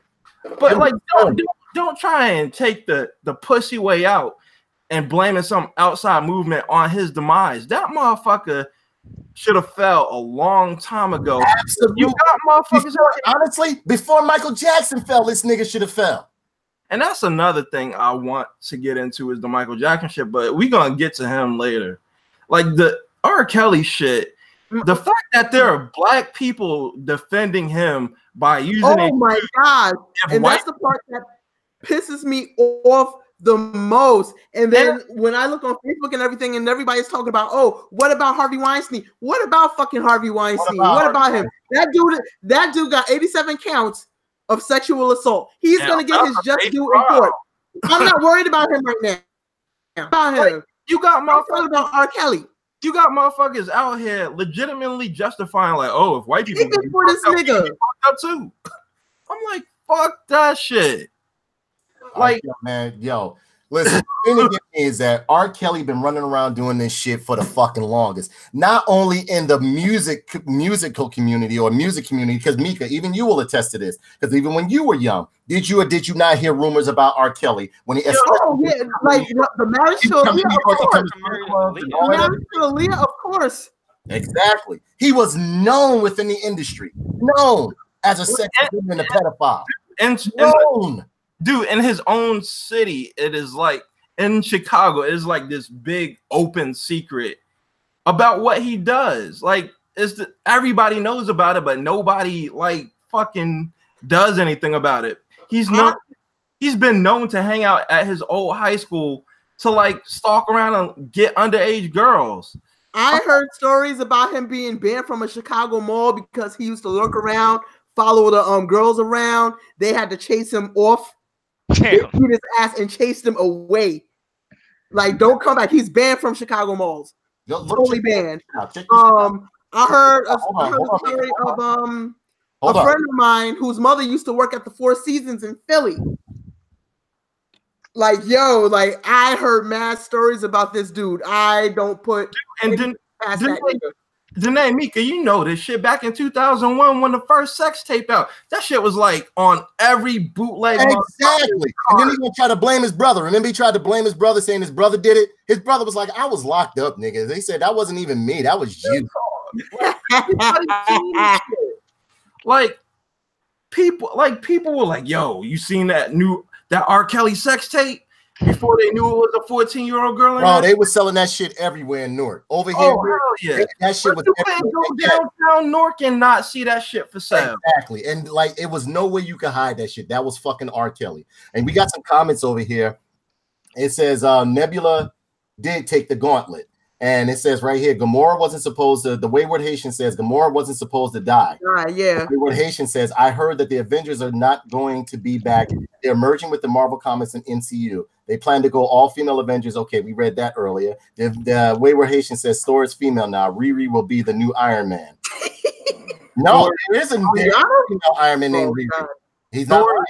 Thor is not. Haitian says, you saw how they did Punisher in the comics, yeah. The Wayward Haitian says he can't stand his whiteness. The Wayward Haitian says you men have no rights to be reviewing the film. Right. And the Wayward Haitian says Boondocks put it on blast back in the day, and they did. And the Wayward Haitian says it took the Me Too to finally put that Negro away. Shaking my head. Berlin fan says Harvey was a suggestive predator. Excuse me. Those broads paid for their careers with ass and then turned around and cried crime. She is absolutely right. I agree with her. The Wayward Haitian says R. Kelly and Jesse Gay Tupac need to be locked up. Berlin fan says R. Kelly Gay Tupac. school district searching for sex. And the Wayward Haitian says both Negroes need to be locked up. Man, shit. What gets me is that with the advent of social media being in the sway now, you really see like how mentally fractured and emotionally disturbed and oversexed the black community is when they defend this motherfucker. Like this motherfucker is literally taking our girls or taking the young girls within the black community and fucking the shit out of them and then throwing them to the side. You know what this is? This is like the very public version of the creepy uncle / creepy aunt playing out in the public. There you go. Like, every family has that one uncle or one aunt that they be like, oh, don't leave the kids alone with them. But they know what the fuck they doing, but they protect that motherfucker. Yep. I had that in my family. I had that shit going in my fucking family. You know, I went into that on one of my other shows and shit like that. But yeah, these motherfuckers, that shit goes on a lot in the black community. Like they'll be trying to keep it under the rug as usual. White people be fucking their relatives and incest. No, don't nobody do more incest than in the black community. We are the fucking worst. Believe me when I tell you. I've seen some heinous shit go on in black families. And what they say, what stays in here stays in. What happens in here stays in here. See, that's why black people so fucked up now, because we don't like to talk about shit. Exactly. Like black people don't care for their mental health. They sweep shit under the rug. It's like, oh, tough that shit out. I'm like, no, man, and we the ones with the most mental and emotional problems. Because if you ask me, we're interbred. And reason why I said that is because we don't go nowhere. We stay within the same community and we all fuck each other. So of course we're gonna all end up being related, and it goes down through generations. So yeah, that's why you got these mentally disturbed women, these mentally disturbed fucking black people out here, niggas and shit like that. When you're not gonna tell me, especially when I was growing up, it was some motherfuckers in the classroom or like these motherfuckers that you knew, you would be like, this nigga retarded, yo. It's something ain't right with this motherfucker right here.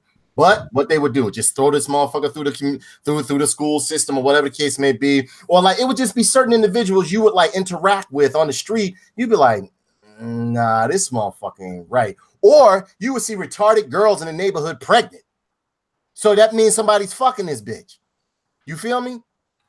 I feel you, man. It's like, I mean, like, yeah, this shit with R. Kelly, I'm glad he's getting what he's supposed to get to him. I'm glad. And yeah, it's fucked up because like you do know there's an agenda set in place to target most of the black people. But at the same token, don't put yourself in that position. Yeah, he did it to himself. You don't put yourself in that position to get fucked over. We all make mistakes and shit, but that ain't no fucking mistake. You a known fucking pedophile and a predator. That's a concentrated effort. That is exactly. Not. And people are like, oh, like, we gotta get R. Kelly help. Like the time to help R. Kelly is long past. Lock him up. If Bill Cosby locked up, he need to be locked up. Send him. Send him. I've been to jail. He got to go to jail too. Everybody go. Let's go. I ain't going to jail for your ass. Going to jail, Mika. I'm telling you, next time we hang out, I'm gonna do something to get you locked up. Oh damn! Fuck you are. Fuck you are. I'll be like, fuck yo, I don't give a fuck. Overnighter, like a couple of days. I started some domestic shit. I'd be like, did she just hit me, yo? This motherfucker. I'm like, this motherfucker beat my ass, yo. I'll fall down right next to you by the police station over there. I see you book it. I'll be like, yo, this motherfucker beat my ass. I'll throw my glasses on sideways. I'm like, this motherfucker whooped my ass. Like, she just don't care. She said it was on site and we just happened to be out of. I'll make it to it. You know what I would do? I snatch Mika's glasses off, run in front of the police station so she'd be standing over me like this, huffing and puffing because she'd been running. I'd be like, yo, this motherfucker. I'll be like, no, yeah, you gonna do some time, Mika. I'm gonna put something on your books, baby. Don't worry. But you gotta do some time. That's the only way you can hang with us. I'm telling you, like, I don't feel safe if you ain't do no time. I feel like you suffering. You got to do some time. David Aaron did time. Kenny do time all the time. He just get let out all the time because he got people that pay his bail. You know what I'm saying? You ain't know this the inmate squad? You ain't know that? Huh? You hanging with a bunch of criminals, yo. I feel like I'm being real type because I'm playing with the knife while we're doing this show. Yeah, right. Let me put this down real quick. But if you want to read about that third sex tape, you can. But I got the article right here if you want to, David Aaron. It's up to you. Oh, I've got it up too, man. Yeah, go ahead. Read it to us, baby. It's just like real disgusting, man. Hang on, let me get to it. Fucking worse, man. This guy's a fucking worse. And you got to understand the way technology is now, man, and with this Me Too movement and the social climate that we're currently in, it ain't no hiding no more, man. It ain't no hiding no more. They gonna get your ass. This is reported by the AP, the Associated Press, and a man who said he was cleaning out an old videotape collection found what he thought was a recording of R&B singer R. Kelly in concert, but instead it turned out to be a man who appeared to be R. Kelly sexually abusing girls, he and his attorney said on Saturday. The man then turned the tape over to law enforcement, according to attorney Gloria Allred. She and her client, Gary Dennis, would not discuss the specifics of the tape during a news conference in New York, but Allred said it appears to show separate incidents from the 10 counts of aggravated sexual abuse that Kelly faces in Chicago, though she acknowledged she could not be 100% certain that the man in the tape is R. Kelly. It's him. It's him. That's pretty much legalese by saying, yeah, it's him, but I don't want to say it's him so they don't come at me. Yeah. You seen the interview yet? He's done. He is so fucking done. You seen the interview yet? Yeah. I thought he was doing another Trapped in the Closet video. Yo, he was acting. Did you see the remix they made of that though? I've seen several remixes. They're like 3 or 4. They try to kill me. In your 30 years. No internet. No tears coming out and shit like that, bro. Just go to jail. As what did Cartman say on South Park? Take your ass to jail. Bro. I have no sympathy for fucking pedophiles and rapists. I have no sympathy for them at all. They could fucking burn. Again, this may sound messed up, but I always feel as though you can find a reason to murder somebody, but no reason to rape them or like whatever the case may be. I just sent you the remix. Oh, that's wait a minute. I posted that remix in the group chat. Yeah, I saw that. I saw it. I doubt if I can play it on here because like they're banning they're banning strike you for everything. Especially with this that's the reason why I kind of like kept that what do you call it? The Captain Marvel thing to a minimum after a while. Right. But what we got to look forward to is tonight. Look. Oh, it just finished, man. I'm trying to watch it on video. Shit. Nice. Forgot about that. I absolutely love this show. Yeah, that's a great show. I love this show. Have you ever watched this before, Mika? Yes, I have. Oh my God. This motherfucker right here, Mr. Nancy, I like how he started a lot of shit. He'll start shit and then just leave. He'll start a bunch of shit and just leave. The zombie girl right here, his ex-wife, Laura Moon. Every character is in here is awesome. Awesome. And to me, Shadow Moon right here, he right here just completely oblivious, but he's catching on. He's catching on to what the fuck is going on. He's consuming motherfuckers in her vagina, just eating them up. Yeah. The leprechaun right here, Mr. Sweeney. I like him because he's always trying to fight somebody, but getting beat, like getting drug around, slammed in the shit, fucked up. And I like how she's like a living dead girl and shit right here, like to where like it was one episode we was talking about how she smelled and shit because you know she's dead. You know what I'm saying? Yeah, but that was great, man. Good shit. Yeah, and season 1, the episode, the fight between Laura and Sweeney, that was funny as shit. Yeah, but I mean, like, you know, right here, I love American Gods. Love that show. Absolutely love it. If you've never seen it, anybody, check it out. It is a good show. A very good show. It's based on a Neil Gaiman book, so definitely read the book too. Yeah, because my wonderful friend here, David Aaron, slid me a copy of the book, which I will begin reading tonight before I go to bed. So yeah, check out this show. I mean, you've read the book, David. Is it as close to the book as is it close to the book, or is like, you know, it sticks very, very close to the source material. There is some stuff that is added in for the effect of the show, but it does stick very close to the. That's great. That's great. I absolutely love that. And again, you know, everybody, like the people that are starring in here, the cast is all-star cast, wonderful class. You got Ricky Whittle as Shadow Moon, Emily Browning, Crispin Glover, Bruce Langley, Yetid Baki, Pablo Schreiber, and him right here, Ian McShane, Mr. Wednesday. He's did a lot of voices for anime. You do know that, right? Yeah. Yeah, he's been like a long-time anime voice for many cartoons, anime cartoons, everything. My favorite role. Great Jones too. Mm-hmm. My favorite role of his is still in Deadwood. That is like, yes. Oh, you used to watch Deadwood? Yeah. I love Deadwood. Deadwood was my shit, man. I love Deadwood. So I mean, like, everybody check out today is American the official day that American Gods starts back up again, season 2.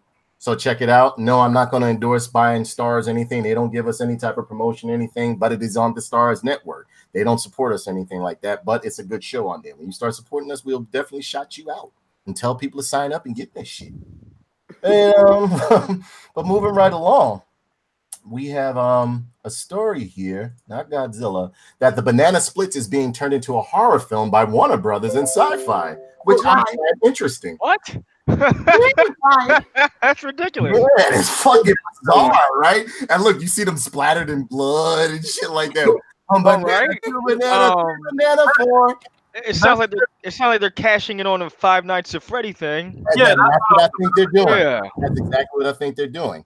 And it says right here at CBR.com, the beloved This is the last thing I expected to hear about today, though. Yeah. The beloved children's franchise of Banana Splits is being reimagined in an unthinkable manner as a horror film. The movie will arrive in 2019 from Warner Brothers Home Entertainment before making its television debut on Sci-Fi, centers on a boy named Harley and his family who attend a taping of the Banana Splits. However, things quickly go south and bodies begin to pile up. What? Oh, no. What? But then again, when you think about it, that's didn't Marty Krofft and what's the name shit did have like a cultish, like odd feel to it. You know what I'm saying? The Banana Splits, of course, is a fictional animal rock band that starred in the Banana Splits Adventure Hour, a children's variety show that ran on NBC from 1968 through 1970. In 2008, the property underwent a short-lived revival on the Cartoon Network in the form of comedy shorts and music videos. The only thing that would make that better if they just had a cameo by Barney. You'd be like, I love you, and then just head cut off. Yeah, you just see it. You know what I'm saying? This kind of sounds like From Dusk Till Dawn, the little write-up they have over here. Yeah, right. Thing, and it all turns sour. Yeah. This could be pretty good, actually. Thinking about it, I'd be down to check this shit out. Me too. Yeah. Me too. I don't know. I love anything horror. Anything horror, I love it. I love anything horror. What are your thoughts on it, Mika? Do you remember the? No, you weren't even born, nor was I. I remember the reruns that used to come on Channel 11. I remember the Banana Splits. I remember when it was on Cartoon Network. That's how young I was. That's how I remember when it used to come on Channel 11 as reruns. Again, like I told you before, in the 70s and 80s, they would syndicate a lot of old shit. You know what I'm saying? Just to fill up the cartoon slots and shit like that. Yeah, I'm up in the air about this. I don't know. We'll see. Okay. It'll be interesting. What's your thoughts on that, Dave? It'll be definitely interesting take on. Right. I agree. Like you, I caught it when it was in syndication when I was a kid, because they did show it in like the 80s during like Saturday morning cartoons and stuff. This is like if you woke up at like 6 o'clock in the morning. Right. And that's what was on. All right, so me and myself, I'm looking forward to it. I'm definitely going to check it out. Anything with horror in it, I don't know. I'm impartial to horror. I love horror. I will always be a horror fan. So I mean, like, I'll take horror. I'll take it. I'll give it a try. You are a horror movie, Danae. I know I am, and you'll see next time when you meet me in person. Okay. Damn. Next topic we have up here: Chris Hemsworth is thinking of playing Hulk Hogan in a biopic by Todd Phillips. He gonna shave his head down the middle like that, though? I don't know. He has to. I don't know. He has to give himself the maybe he'll keep the do-rag on like I do all the time. And the thing about it, motherfuckers be thinking I don't have no hair under here. I'll be like, yo, nigga, I'll be cutting my hair. I could grow braids, all that shit. I just be cutting my fucking hair. But yeah, if he keep the do-rag on, I think he could do it. But then again, he would have to beef up a bit because Hulk Hogan was a big dude. I saw him in person when I was a kid. He was a big dude. I don't see him being a good Hulk Hogan because, like, even if you do like the early Hulk Hogan when he was wrestling with the AWA and Pan, and he wasn't as big, I don't think Chris Hemsworth could pull this off. I would go with some no name for this, specifically for this movie, and have that person bulk up to portray Hulk Hogan. Plus, you have to consider how far they're going with the Hulk Hogan story, right? Because his legacy is like a very, very long spanning legacy. Yeah. So I got an article over here pretty much telling you what by Todd Phillips that over here JoBlo.com. I've never heard of this site before, but I've been sound like a porno site. Yeah, but it comes with some pretty decent information though. So check this article out over here at JoBlo.com. Don't really feel like reading it. It's self-explanatory. You can pretty much see what it's going to be done by Todd Phillips. Do you guys want me to read it or no? No, you don't have to. You have a good reading voice than that. You don't have to read this one. Okay. All right. Next up. Now, this right here I will read because I'm a big fan of Adrienne Barbeau. I loved her in Escape from New. Wasn't she in Escape from New York? Yes. Yeah. I remember her in Creepshow. Yeah, she was in Creepshow, and I think she was in Escape from New York. Yes, she was. So right here over at the consequenceofsound.net, Adrienne Barbeau to host new podcast on women in horror. Shudder She Kills features the most recognizable voice in Antonio Bay. Antonio Barbeau is back the mic. What? Back the MLC. What the fuck is that? Is that Mike or MLC? Typo. What? It's a typo. It should say okay. Adrienne Barbeau is back on the mic, which is not broadcasting from Antonio Bay. No, the legendary genre veteran of John Carpenter's The Fog, loved that movie, and Escape from New York, loved that movie, will soon host a new podcast series for Shudder called She Kills. The series focuses on female representation in horror and pairs Barbeau with legendary actors, directors, writers, and journalists. Among the many guests include Barbara Crampton, Jennifer Tilly, Dee Wallace, Karen Kusama, et al. What the fuck is that? It's about time we means and others. Oh my goodness! It just people trying to be pretentious and staying. Yeah, exactly. Because it's usually it's usually hyphenated different or done different. It's about time we heard from women in horror that just their blood-curdling screams, said Barbeau in a press release. I am honored to be part of this fascinating new podcast featuring the kick-ass women of the genre, from playing victims to villains and vampires of Valkyries, all the stories we have to tell. All 10 episodes of She Kills will be available on Friday, March 1st via Shudder and Apple Podcasts. The series will join Shudder's evolving lineup of podcasts, which also include the newly minted interview series featuring Elijah Wood and Daniel Noah titled Visitations. In the meantime, revisit The Fog and get plenty of Barbeau by listening to our podcast season on filmography, hosted by film editor Dominic Suzanne Mayer. The third season dissected all of John Carpenter's filmic works. And yeah, I'll check this out. I'll definitely check this out. I'm a big fan of Adrienne Barbeau. I grew up in that time watching her on screen and shit. I've always considered her to be like a MILF in certain aspects. When I was growing up, I'd be like, yeah, I would jerk off. I'm like, oh, fuck this running from monsters, bitch. Yeah, I was a nasty little boy. But yeah, I would like nasty old man. Exactly. Now you get it. But yeah, all these films that she's appeared in, I love. Like Escape from New York, I absolutely love. The Fog, my mother introduced me to The Fog right here, and I absolutely became a fan of that and as a kid. So I mean, like, I can't wait to see this. What are your thoughts on it, Kenny? Was it podcast? I listen to the podcast. Yeah. Some listen to at work. I mean, I have a big pile of podcasts to listen to. Always add one more. Fuck it. Mm-hmm. What do you think it is, Mika? Especially you being a podcasting and the journalism and everything like that. What do you think? I'll check it out. I'm familiar with Adrienne Barbeau's works and everything, so I'll definitely check it out. That's awesome. All right, so moving right along, we have another topic here. Where's oh man, is there a snap? No? Yeah. The Gremlins animated series is announced. Not interested. No, I didn't think that was even needed. So yeah, like. I agree with Kenny. Not really needed. I'll give it a try. I will definitely give it a try. I'll Like- definitely give it a try. There was one in the 80s. I think it would have been cute when it was in the 80s, but now Yeah. I don't think it's gonna They're kind of reaching for a fan base right now. I mean, you're Mhm. relying on nostalgia for the most part. Yeah, because everything has been done already. Mhm. Everything has been done. But the thing is that if they really want to like how can I say recreate or like revamp the movie genre, especially within storytelling, they need to grab a lot of these independent books, because some of these independent books and stories and graphic novels, they have some fucked up odd stories that would actually work and blow people's minds. You know? Mhm. So I mean, right here it says over here and again at JoeBlow.com, like most of it's an article right here that Gremlins animated series announced. Like most of the rest of you guys out there, one of my favorite Christmas movies, or just movies in general, is director Joe Dante's horror comedy Gremlins, and that is why I'm more than a little excited to pass along the killer news that today that Warner Media's upcoming streaming service has put an animated series based on Gremlins into development. Cole Comes the Night will write and executive produce the potential series is said to be.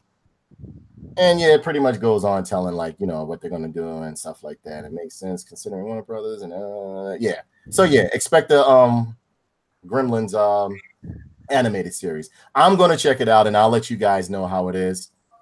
When is it slated? Okay. So none of you guys are really interested like I am, huh? I'm not, man. I mean, I like Gremlins 2 was a good movie. The first one was fine, but I don't have a lot of fandom for Gremlins. Yeah, they should have made this back into a movie if they were going to do that. Yeah.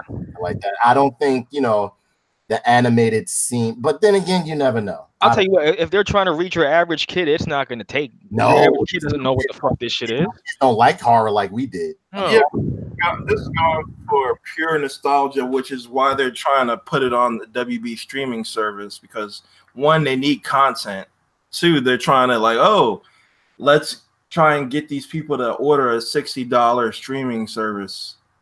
And so far, people have not been buying into the WB streaming service because it's another streaming service among many that people have to deal with. Right. You mentioned that on a post too. I know you were talking about that earlier, and you made some valid points. Like I said this shows ago, I think it was my second show that I'd done on here, and I was pretty much telling everybody there's gonna come a point where it's gonna be more expensive than cable to pretty much run all of these pay for these different streaming services.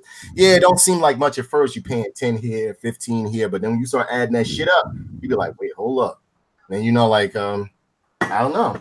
This is the same dilemma all my porno fans run into when you have to get a Bang Bros account, and a Reality Kings one, and the Brazzers, and the Mofos, and the list goes on. It's the same deal. I love how you how you can relate everything to fucking porn. We'll talk about, we be like, yeah, and the Transformers, there's this fucking Transformer that has a pussy in it. It fucking goes, and you got to go to the porn site. But yeah, I mean, I don't know. I mean, the Gremlins show, I'll give it a try. It comes out in 2020, so I mean, we got some time. You know what I'm saying? If I'm not probably yield some cool merchandise, I guess. Get some action figures out the deal. Well, honestly, NECA is doing some wonderful figures with the Gremlin unit, with the Gremlin merchandise. I mean, they're absolutely amazing. Absolutely amazing. I saw a few of them. Yeah, you know what, Kenny? We gotta start doing a toy talk too. And yeah, let me know. We gotta go back to doing like game talks too, brother. Yeah, for sure. Yeah. So I mean, moving right along over here, which I'm very happy. It says again at JoeBlow.com. It says Chapter 2 has the most blood that's ever been seen in a horror movie of It. And if anybody's seen the first It, which of course, Kenny, you said you don't like new things, but I checked. No, I'm slow to take the changes. I love that shit. I love that movie. Very good, wonderful film. And it says director Andy Muschietti's upcoming sequel to its hit adaptation of Stephen King's It is heading our way this September, and I literally couldn't be more excited. Oh wait, yes I can, especially after hearing adult Beverly Marcia, aka Jessa Chastain, talk about how It Chapter 2 has the most blood that's ever been in a single scene in a horror movie. Chastain was recently a guest on The Tonight Show with Jimmy Fallon and teased, okay, I'm going to say something, and I think I'm going to be in trouble, but I'm going to do it. It might be a spoiler, but in the movie, there's a scene that someone said on the set, that is the most blood that has ever been in a horror film in a scene. And I'll tell you, the next day I was like pulling blood out of my eyeballs. Look. pulling blood out of her eyeballs. Nice. You can give the video footage of the section featuring this Chapter 2 update below. That's an awful screen cap of her, by the way. Good Yeah, Lord. look at her. I'll cut you. She got the teeth and the crazy eyes out. I cut you. I stabbed you. So yeah, we got. I wish I could show it or whatever the case may be, but You'll get pulled right when you do, man. Yeah, exactly. As soon as I post this up here, as soon as I play the video, whatever the case may be. Oh, them algorithms that get you. YouTube flag, whatever the case may be. But other people can do it. Other channels can do it, but I can't do it. You know what I mean? So it is what it is. So I mean, are you looking forward to the new Mika? Because I love it. No? Nope. Did you see the first? Pass. You don't do horror? I do love some horror, but it never tickled my fancy like that. You should check. Have you seen the new David Aaron?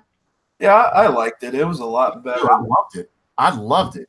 It held closer to the book, although you do know what changes they took out of there because they couldn't put that on the screen. You know, of course. I don't think you can get away with a child.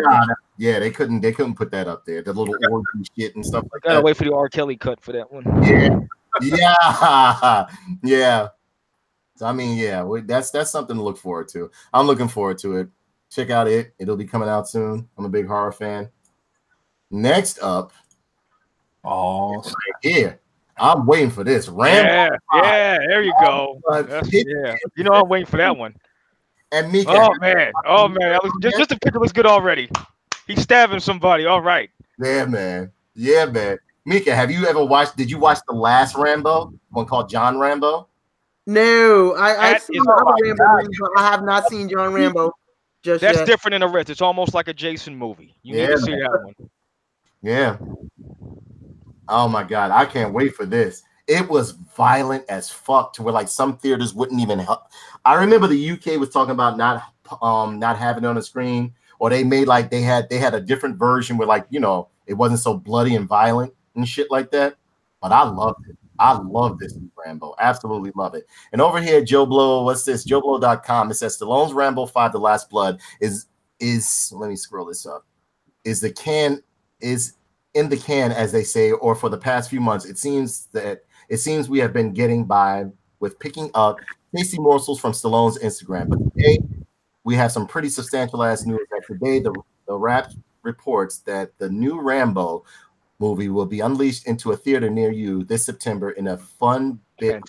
Stallone will be 23 years old when the movie slaughters cinemas. September is now my official favorite month of the coming year. First, we have Stephen King's It Chapter 2 coming our way on the 6th, and the next we have this movie to look forward to on the 20th. Plus, my kid is all set to be born on the 4th. Wait, okay. So yeah, right there, it's telling you, look, and this is how he looks in the new film right here, which I don't mind. I just want to see Rambo kill. I hope he does a lot of killing like he did in the last film. Look at that. Oh, that's from the last film too. Yeah, that was a great movie, man. That's one of my favorite movies ever. You know, up and over, and you saw all his shit spill out, and then he guts him. Yeah. He jumped on it. I think he jumped on the M6, turned a bunch of men into chop meat. Yeah. That movie, Stallone said, "Fuck it all. Let's show every bit of kind of violence we can." They got babies getting thrown in infernos. They got refugees running for their lives, getting killed in rice paddies, arrows going through heads. It was just fantastic. Yeah. You know, a funny thing about the last Rambo movie is that they wanted to make it like a sci-fi movie. So I heard that. Yeah. Almost like a Predator thing. Yeah, like to introduce a new series. Like, but I'm glad they backed off of that. Mm-hmm. Yeah, I'm very happy they did too. And right here, this is pretty much we all knew this was going to happen right here because the series wasn't actually that bad on Netflix. I wasn't, and I'm all for it. I'm still in the middle of it. Yeah, I enjoyed it. I love the comics and I love the series. There you go. And like I actually like the series more than the comics because it fleshes out characters a lot better than it did in the comic just pretty much threw you into the into them just doing shit. I like the changes they made it to the two assassins. Right. The one played by Mary J. Blige and the other one, I thought that was a great change. Cha-Cha and Hazel? Yeah, I love Cha-Cha and Hazel. I love the changes they made to them. I And love I said it in the last show. I'm starting to believe that Mary J. Blige is a better actor than she is. a lot of her own stunts. She did a lot of her own stunts. Yeah, I know. That's what I was saying. Yeah. Like, Even like I said, although her stunt double was decent, I read further and found out that she did do a lot of her own stunts. So yeah, you're right, and which made me like her even more. I thought she did very good in the show, and I suggest this to everyone, which again leads to where I said that on a post on Facebook that you don't need Marvel to tell good superhero stories. There's tons of independent books out there and series and everything that are much better than Marvel. Marvel got their own problems. Let them go. Let them take their own shit over there, this, that, and the other, because they got their own issues to deal with, especially Disney with Marvel and Star Wars. So let them take their shit. Grab these indie comics. Put them up on the screen. I'll watch that shit all fucking day. Like, the way they fleshed out, I think it was the Seance, the show, right? A lot better than the book. Yeah, like he is one of my favorite characters in the show. Who? The Seance. Yeah. You talking about number 4? Yeah. What's his fucking name? Klaus. Or something like that. Klaus, the junkie.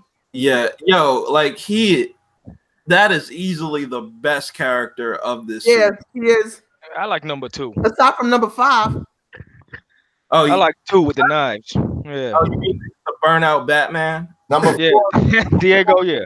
Number 4 and number 5. Who was kind of irrelevant to number me? 5 and the ghost. What's his name? Ben. Yeah. The The horror. Those two. For some reason, I don't like the one who played Allison. I don't like her. I don't like her face. It's something about her I don't like. I don't know what it is. It's supposed to be like fake and like uppity and like above it all. So I think the portrayal was good. I just didn't like it. I don't think I would like it in person either. And over here at theCarang.com, it says Netflix The Umbrella Academy has been renewed for a second season, which is great.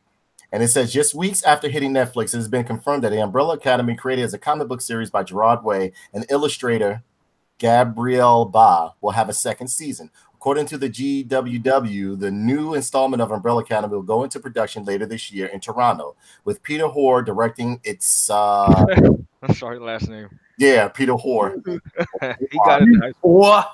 What a whore. This episode, exciting stuff. Following this hugely successful adaptation onto our TV and laptop screen, Gerard has spoken about the series' inspirations and where certain character traits come from, and admitted that they are partly a reflection of his former band like romance. Being in a band is like being in a dysfunctional family, and all of these personalities are really distinct, really big.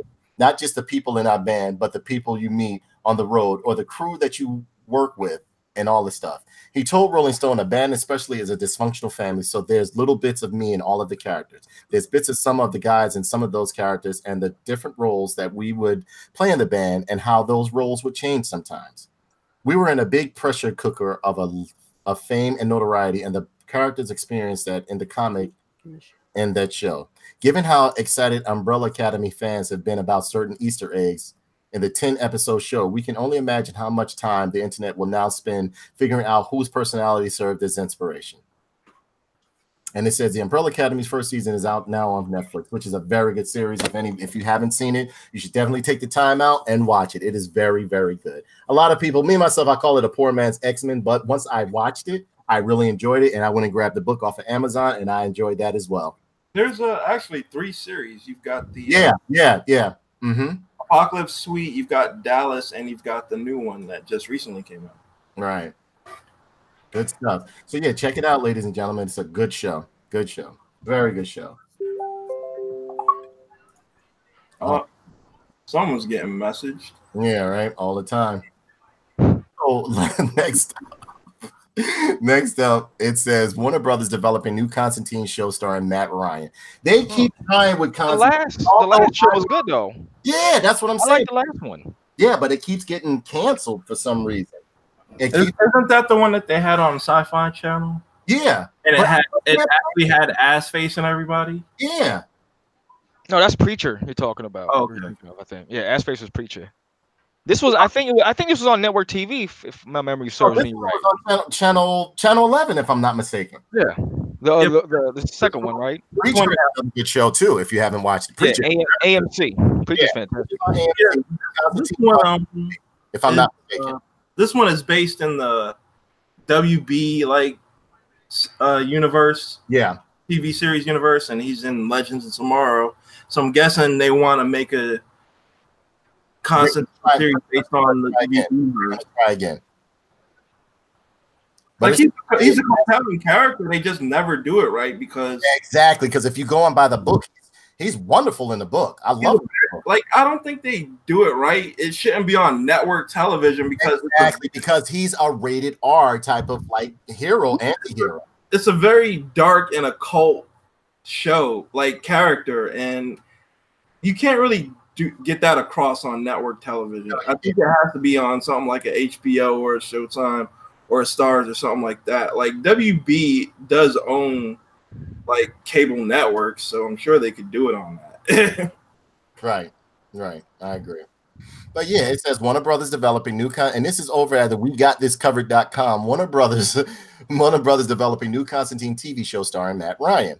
As the devil himself knows, you just can't keep John Constantine down. Back in 2015, NBC. Oh, what is that? A Bukakis? What is that? Bro, don't even.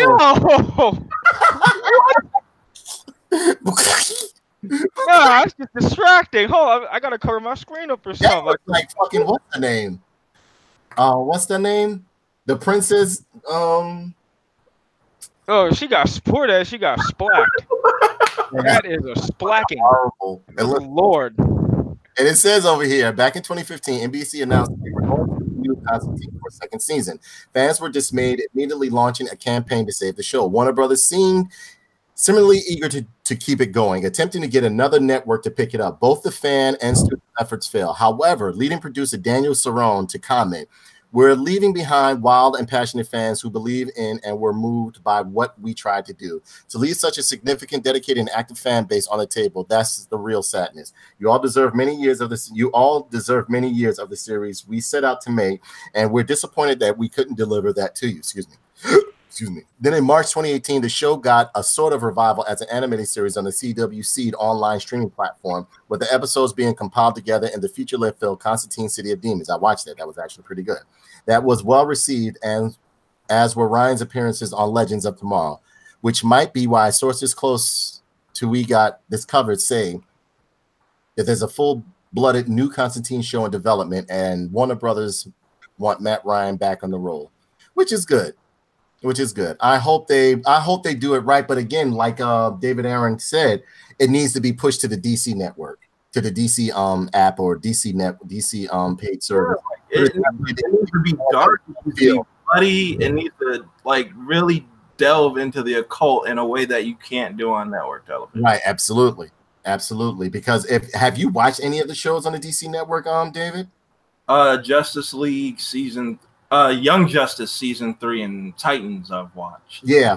Even though I don't approve of Starfire as the black girl as Starfire, I still think it's a very good show.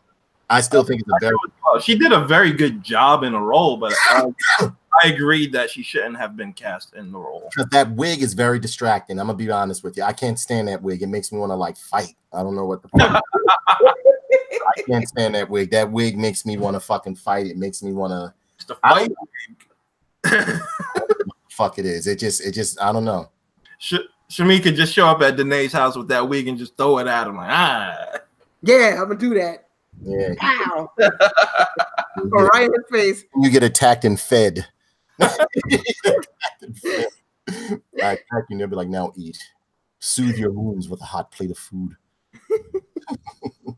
So yeah, man. I don't know. I'm looking forward to it. I don't know. What you think, Kenny? It depends on how they do it. It should, like I said, it really should be a darker tone kind of series. I think so too. That's why I think it should just go straight to the DC network. I agree. It's not going to work as one of these CW type shows like Arrow and what was the other one? Flash. It's not going to work like that. No, hell no. That shit has to be dark, bloody, and violent. If they did that more on the level of horror, it would pretty much go through the roof. Because remember how they did the last one. Patrol, in a way, they do Doom Patrol like that on the DC But John Constantine should be like a darker version of Supernatural. Right. I agree. I totally agree. You're absolutely right. Yeah. You're absolutely right. So with that, I mean, like, you know, I'm looking forward to it. Mika's not looking forward to it. No, I'm looking forward to it. I just think it should be on DC Universe. Yeah, I think so too. I really think it should go on the DC because the DC subscription pretty much does like a lot of darker content. Because like on that Titan show, they killing motherfuckers. Yo, did you see the episode when Cyborg showed up? Yes, I did. Yes, I did.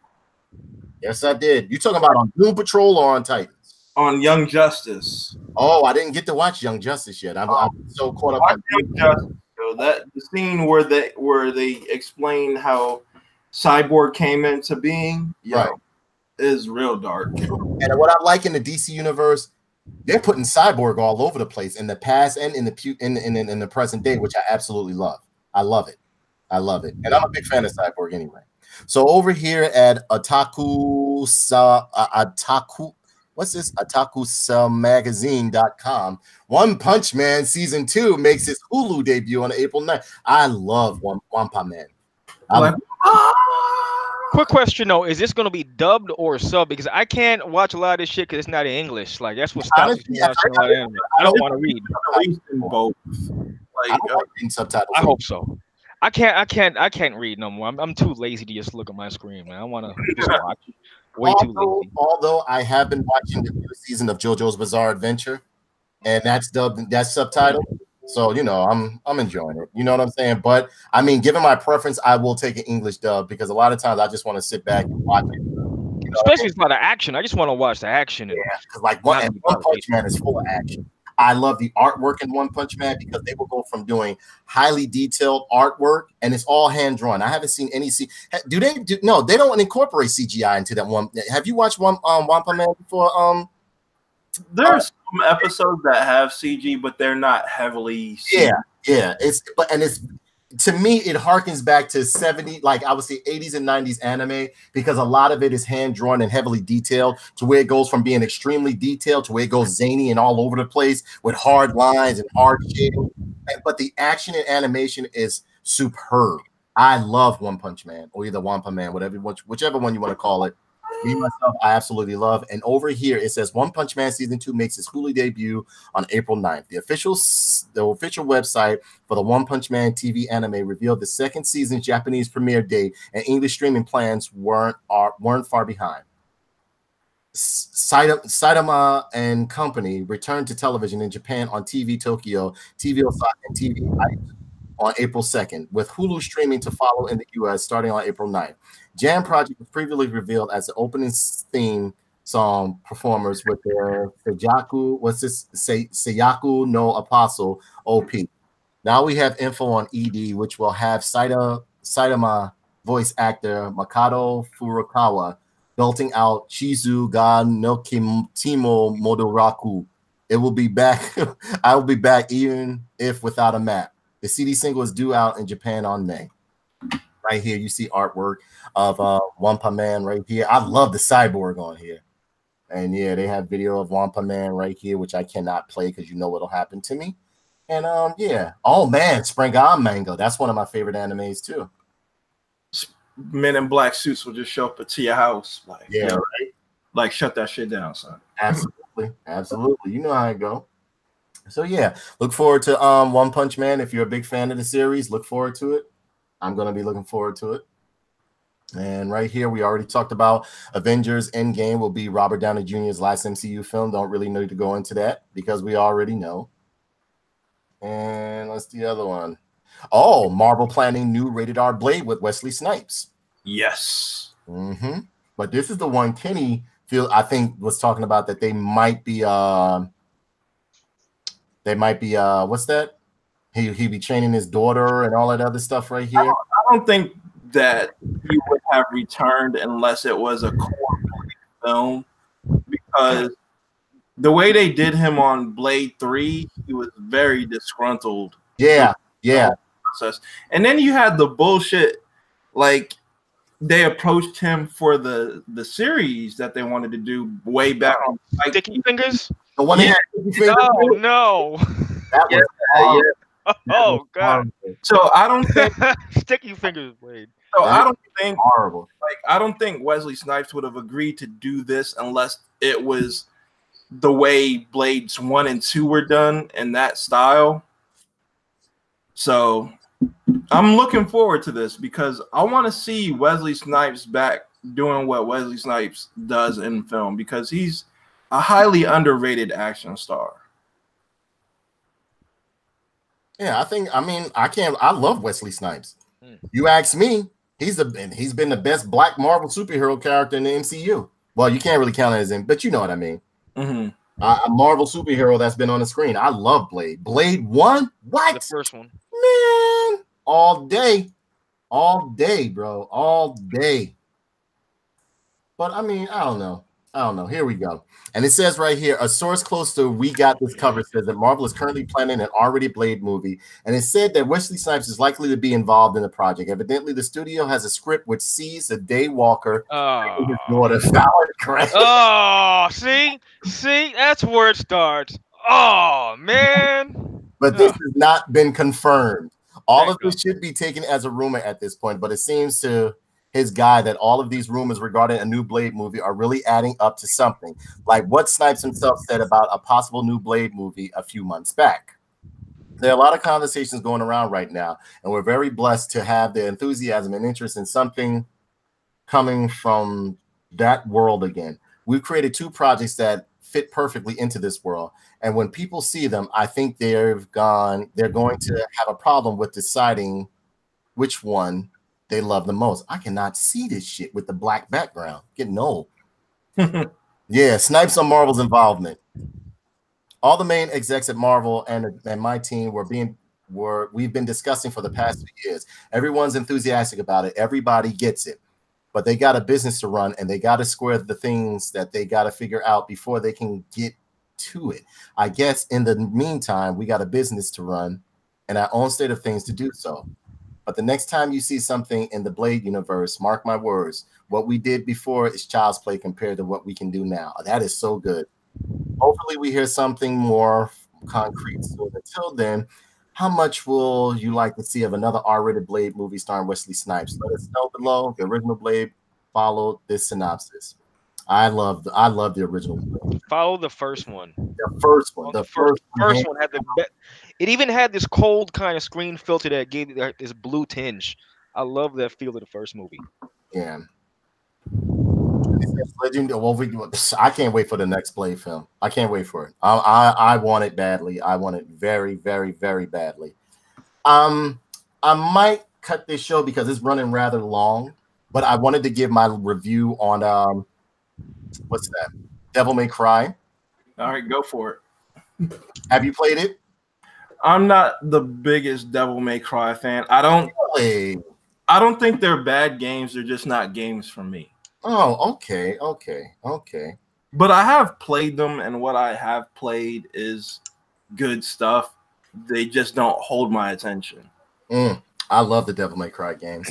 Well, I just gave it up. But, yeah, Devil May Cry for me, I absolutely love. I love the new Devil May Cry. How can I say? It's back to its core roots. It's back to action. It's back to a lot of how can I say, like that last one that they did was absolutely horrible. That one where they have like the emo Dante, whatever the case may be, they totally just scratched that out. He's gone. I don't know what the fuck happened or whatever the case may be, but he's gone. And they're back to original Devil May Cry, which I absolutely love. I loving it from beginning to end. There's a character in there named V who's pretty much like a stand user. He'll control these demonic animals and shit like that. There's a panther and like this giant ass raven. Yeah, like he's sickly, but he reads a book while he's fighting and shit like that. And you can send like the animals out to attack and all that shit. They turn into different shit. He calls up different demons and shit like that. I absolutely love it. I am loving it thus far. I love Nero so far. His somehow or another, his arm got snatched off of him and shit like that. The arm, they gave his ass a bionic arm, and the woman he hangs with, that rolls with him and shit, is a descendant of the one who made Ebony and Ivory for Dante.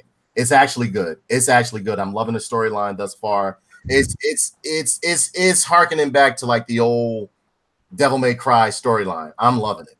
I'm absolutely loving it. Yeah, it looks good. Boss battles are momentous. The action in it is like nonstop. You know, I got ADHD, so I need that shit hitting.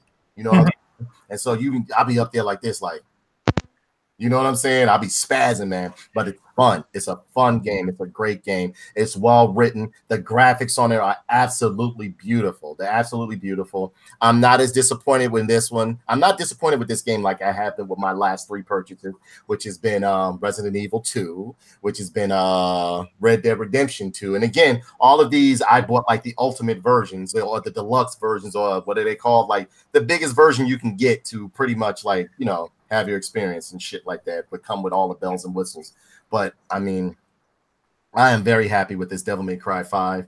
If you're a fan of the series, definitely go pick it up. This one is, and it gives you a lot of content. It gives you a lot of content. It's like back to old Capcom where like you buy a game and they're giving you a shitload of stuff with it, not with that Street Fighter situation where like I bought the ultimate version and still paying for characters and shit like that. You know what I'm saying? Right. This right here, I'm definitely, and you know, again, like honestly, if this game disappointed me, I was gonna stop gaming for a while. I was gonna stop gaming and stop supporting the game, like you know, the because I'm tired of buying games where like I get disappointed. I don't give a fuck what nobody said. That Red Dead Redemption 2, I should have took y'all fucking advice and not bought that shit. Told you it was boring. It was gonna be boring. See, I keep telling people like, yo, like the first Red Dead Redemption game was boring as fuck, and people. Me, I absolutely love it was boring. I thought it was boring too. The first one, I love that because you can ride through the countryside, fight motherfuckers. If you still got me on Xbox, you can see how much time I put into that, and I put maybe 30, 40 minutes until it was boring. That game was hard to get through. Like I literally had to force myself to beat the game. I was like, every time I played it, it was like just so like when you're doing shit is great. There are just so many stretches of time when you're just not doing shit in Red Dead. You gotta use the fast travel. Not even when you're fast traveling, just when you're just going from one place to another when you haven't found it yet. It's just so many long stretches of that in the game. We got some comments over here, guys. We ain't been keeping track of them. McKinley Miles says, I didn't think they would make a Rambo 5. He also says, I think, hey, magazine, what's going on? He says, I can't wait for One Punch Man Season 2 and Attack on Titan Season 3. Yeah, I love both of those. Attack on Titan Season 2 was fucked up, man. Did you ever watch that, David? Yeah. I can't wait for Season 3 because, like, Season 2 was kind of political, but Season 3... Yeah, but you got to admit the violence in it was good, though. Yeah. And I've read the manga up to the current, so Season 3 is going to be some real shit. Really? Okay, Don't spoil it for me. You know what you put me on, David, that I absolutely love? What was that? Roblox? No. Oh, Roblox. Yeah. That's the remake of that shit. That shit is good. We also got a comment. Have you played Kingdom Hearts 3 yet? Yes, I did play Kingdom Hearts 3. Kingdom Hearts 3 is horrible. When? I don't want to talk garbage ass. When you play Kingdom Hearts 3? You want me to play? I have it on Xbox. I have some what's the names I can upload. I'm gonna because Xbox doesn't let you stream to YouTube. So what I'll do is I'll record some gameplay and then I'll put it up on the channel. Okay. Mm-hmm. All right. Aaron Jones says, hi, kids. Hey, Aaron Jones. Oh, McKinley Miles says, I love Gundam. Who doesn't love Gundam? I love Gundam. I don't like Gundam. You don't like Gundam? Dude, that shit is like the Dragon Ball of anime, but with fucking... Gundam is made for you to pick out which ones you like. Like me, myself, I like the robots. I like the robot designs. I think they're cool as fuck. I own several models. I own a lot of the Gundam Wing and Endless. Yeah, also honestly, I'm gonna be honest with you. I think Gundam Wing, Endless Waltz, and what's the name? I have 4 series that I actually like. Like a lot of. I thought G was dope. It was like Robot Jocks. Yeah, Gundam is my shit. But the fucking anime is boring as fuck. It is so goddamn slow. It's like 5 episodes of build-up for like 20 seconds of action, and then another 20 episodes of explaining what happened in the 20 seconds of action. It is so goddamn boring. Which one?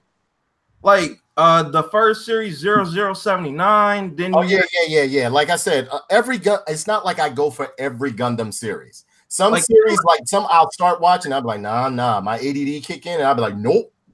Endless Waltz is like that too. Endless Waltz, how can I say? I guess I was just so enthralled with You were so enamored with Gundam Wing that you thought Endless Waltz be hot. Yeah, and then like the outcome, I was just like, oh yeah. You know what I'm saying? But magazines, we have a new person over here, and it says magazine says, hey guys, what's going on, magazine? Magazine also says, I'm not an expert YouTube, but I just noticed that my views for a Captain Marvel name are less than last time I looked. Is that normal? You can't take anything on YouTube as being normal. There's so many different things going on YouTube with the algorithms, and honestly, anything with Captain Marvel they're trying to suppress, or you got to be careful with it. I've seen channels get fucking copyright strike for talking about the film or talking bad about it. That's why I limited that Captain Marvel review to a certain amount. If you had made a whole show of this, we got copyright strike. So you got to be careful with Captain Marvel. I know it sounds fucked up, but it is what That's amazing. It really is. Yeah. Because I mean, like Rotten Tomatoes, all that other shit, they acting funny about the shit, everything. And we all know what went on with Rotten Tomatoes and stuff like that. I never heard of a superhero film that gave that much grief. Well, you got to understand who's in control. Yeah, Magazine says, my name is Magazine. Maga. Dude, you guys could have voiced your opinions to Brie Larson directly today. Nah, I ain't even. You know what? Nah. No. She was. You know, from what I understand, 4 channels have been taken down, and a few more because they were speaking badly about that.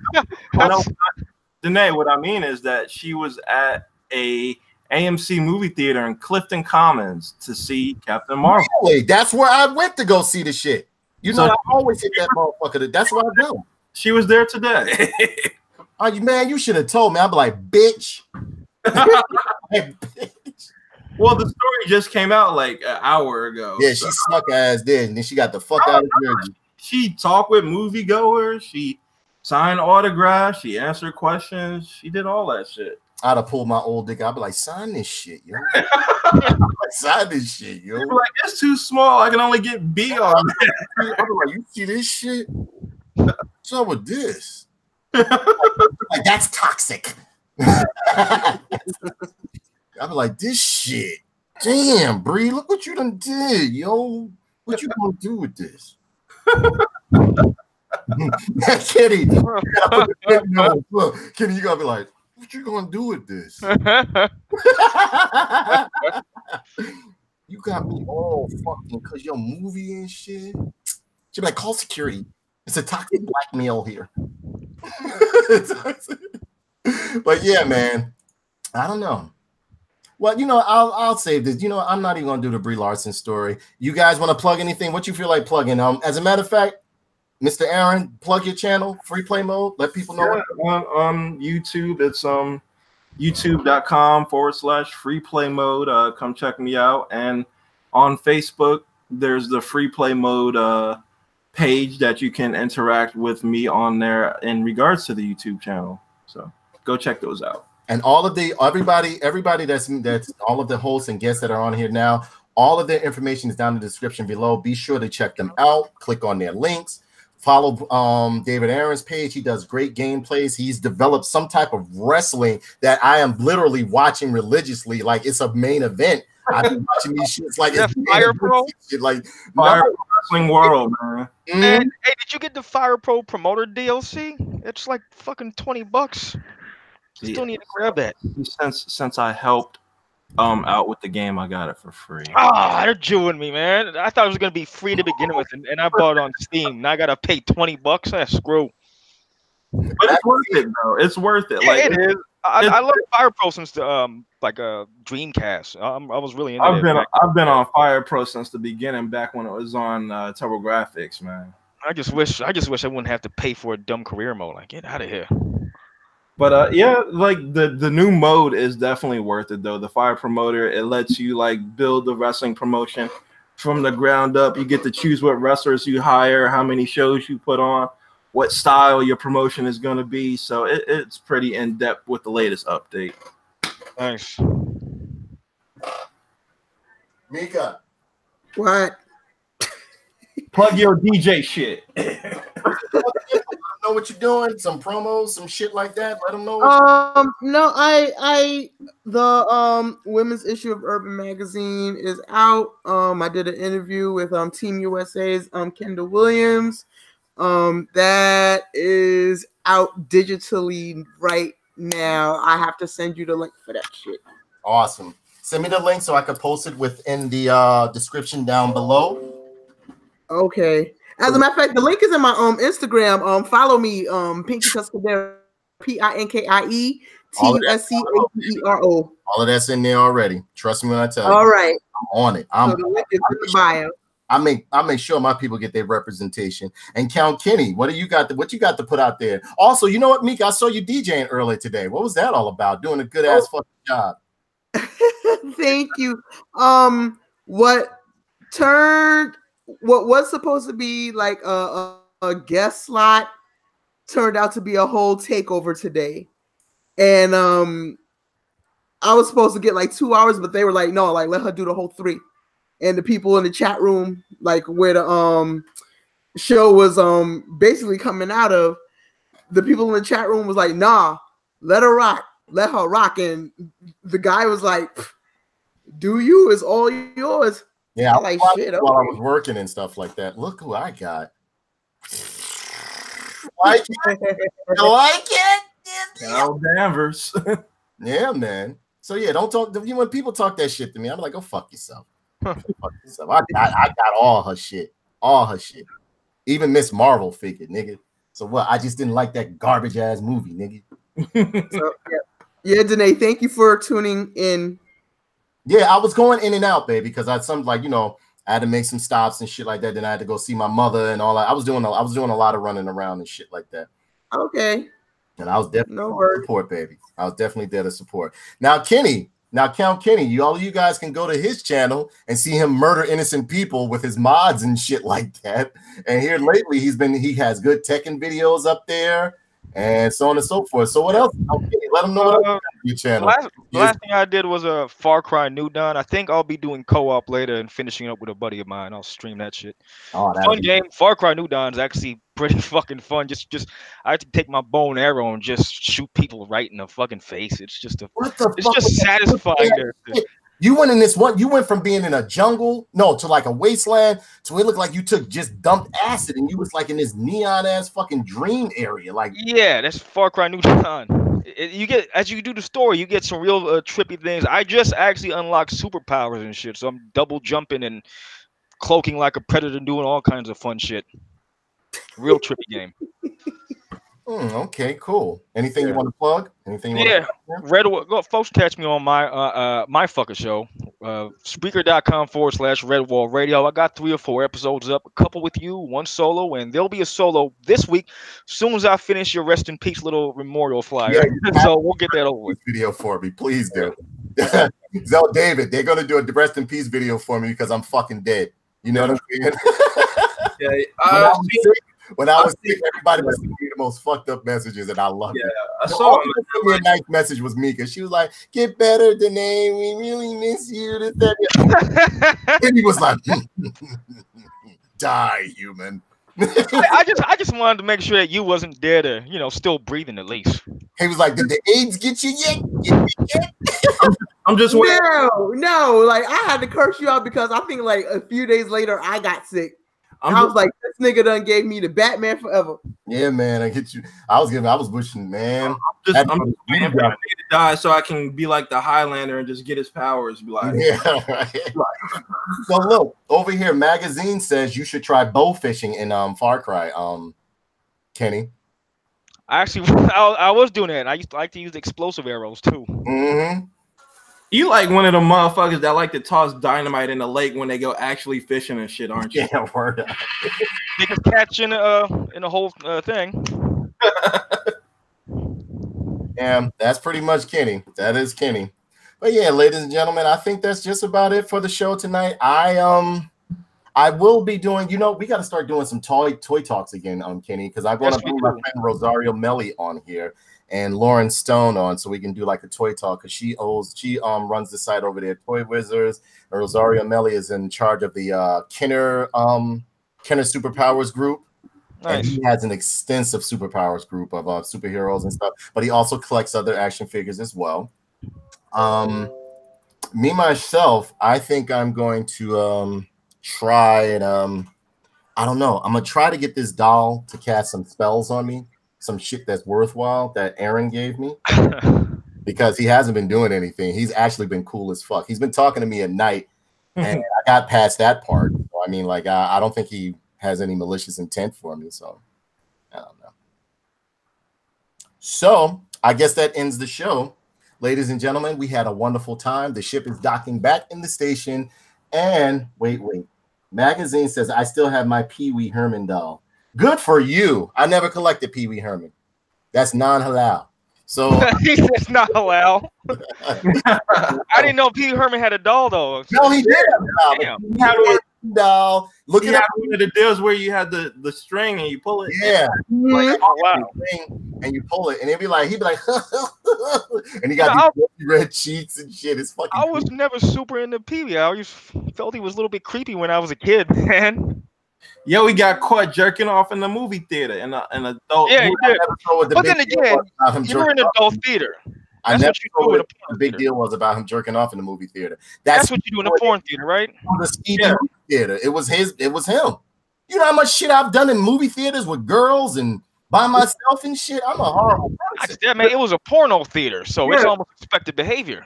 I never understood what the big deal was, and I was a kid at the time when he got locked up. But I remember his mugshot though being funny as fuck when I was a kid. His hair was wild. He had like a goatee. He was like, yo, you know who he looked like in his mugshot? There's a Chinese stuntman you see in every other movie that plays like a bad guy. He's kind of bald, has long hair. Yeah, he looked like him. Yeah, he was evil as hell. I said, that's not my Pee Wee. That's not my Pee Wee. So, ladies and gentlemen, I bid you adieu. We had a wonderful time here. Thanks for tuning in. Be sure to like, comment, and subscribe. Hit the notification bell to know when we go live and when we upload. I've loved being here with you guys. Mika has pretty much choked out the hand again. The police are outside my house because I see the lights flashing right now. What the fuck? And we'll see you guys tomorrow. Hopefully I won't, because my camera's right up there. Hopefully I'll see you guys tomorrow. Stay tuned. I am definitely going to do a Star Wars Busted Open this week to doing a marathon figures over here. I'm just trying to see if they're coming in my fucking yard. The fuck? So I'll catch you guys later. Love you. I haven't done anything wrong. I don't have any contraband or nothing in here, so hopefully I don't get arrested. Mika, come bail me out. Kenny, love you, buddy. They're gonna fucking do shit to me, man. We want to see you getting raided on camera. Guys. The hand is alive. I did not choke him out. Oh, there he is. He made an appearance. There he is. You heard him. He was like, you can't keep my soul this time. Give it here. Good. Now the show's complete because he just made an appearance.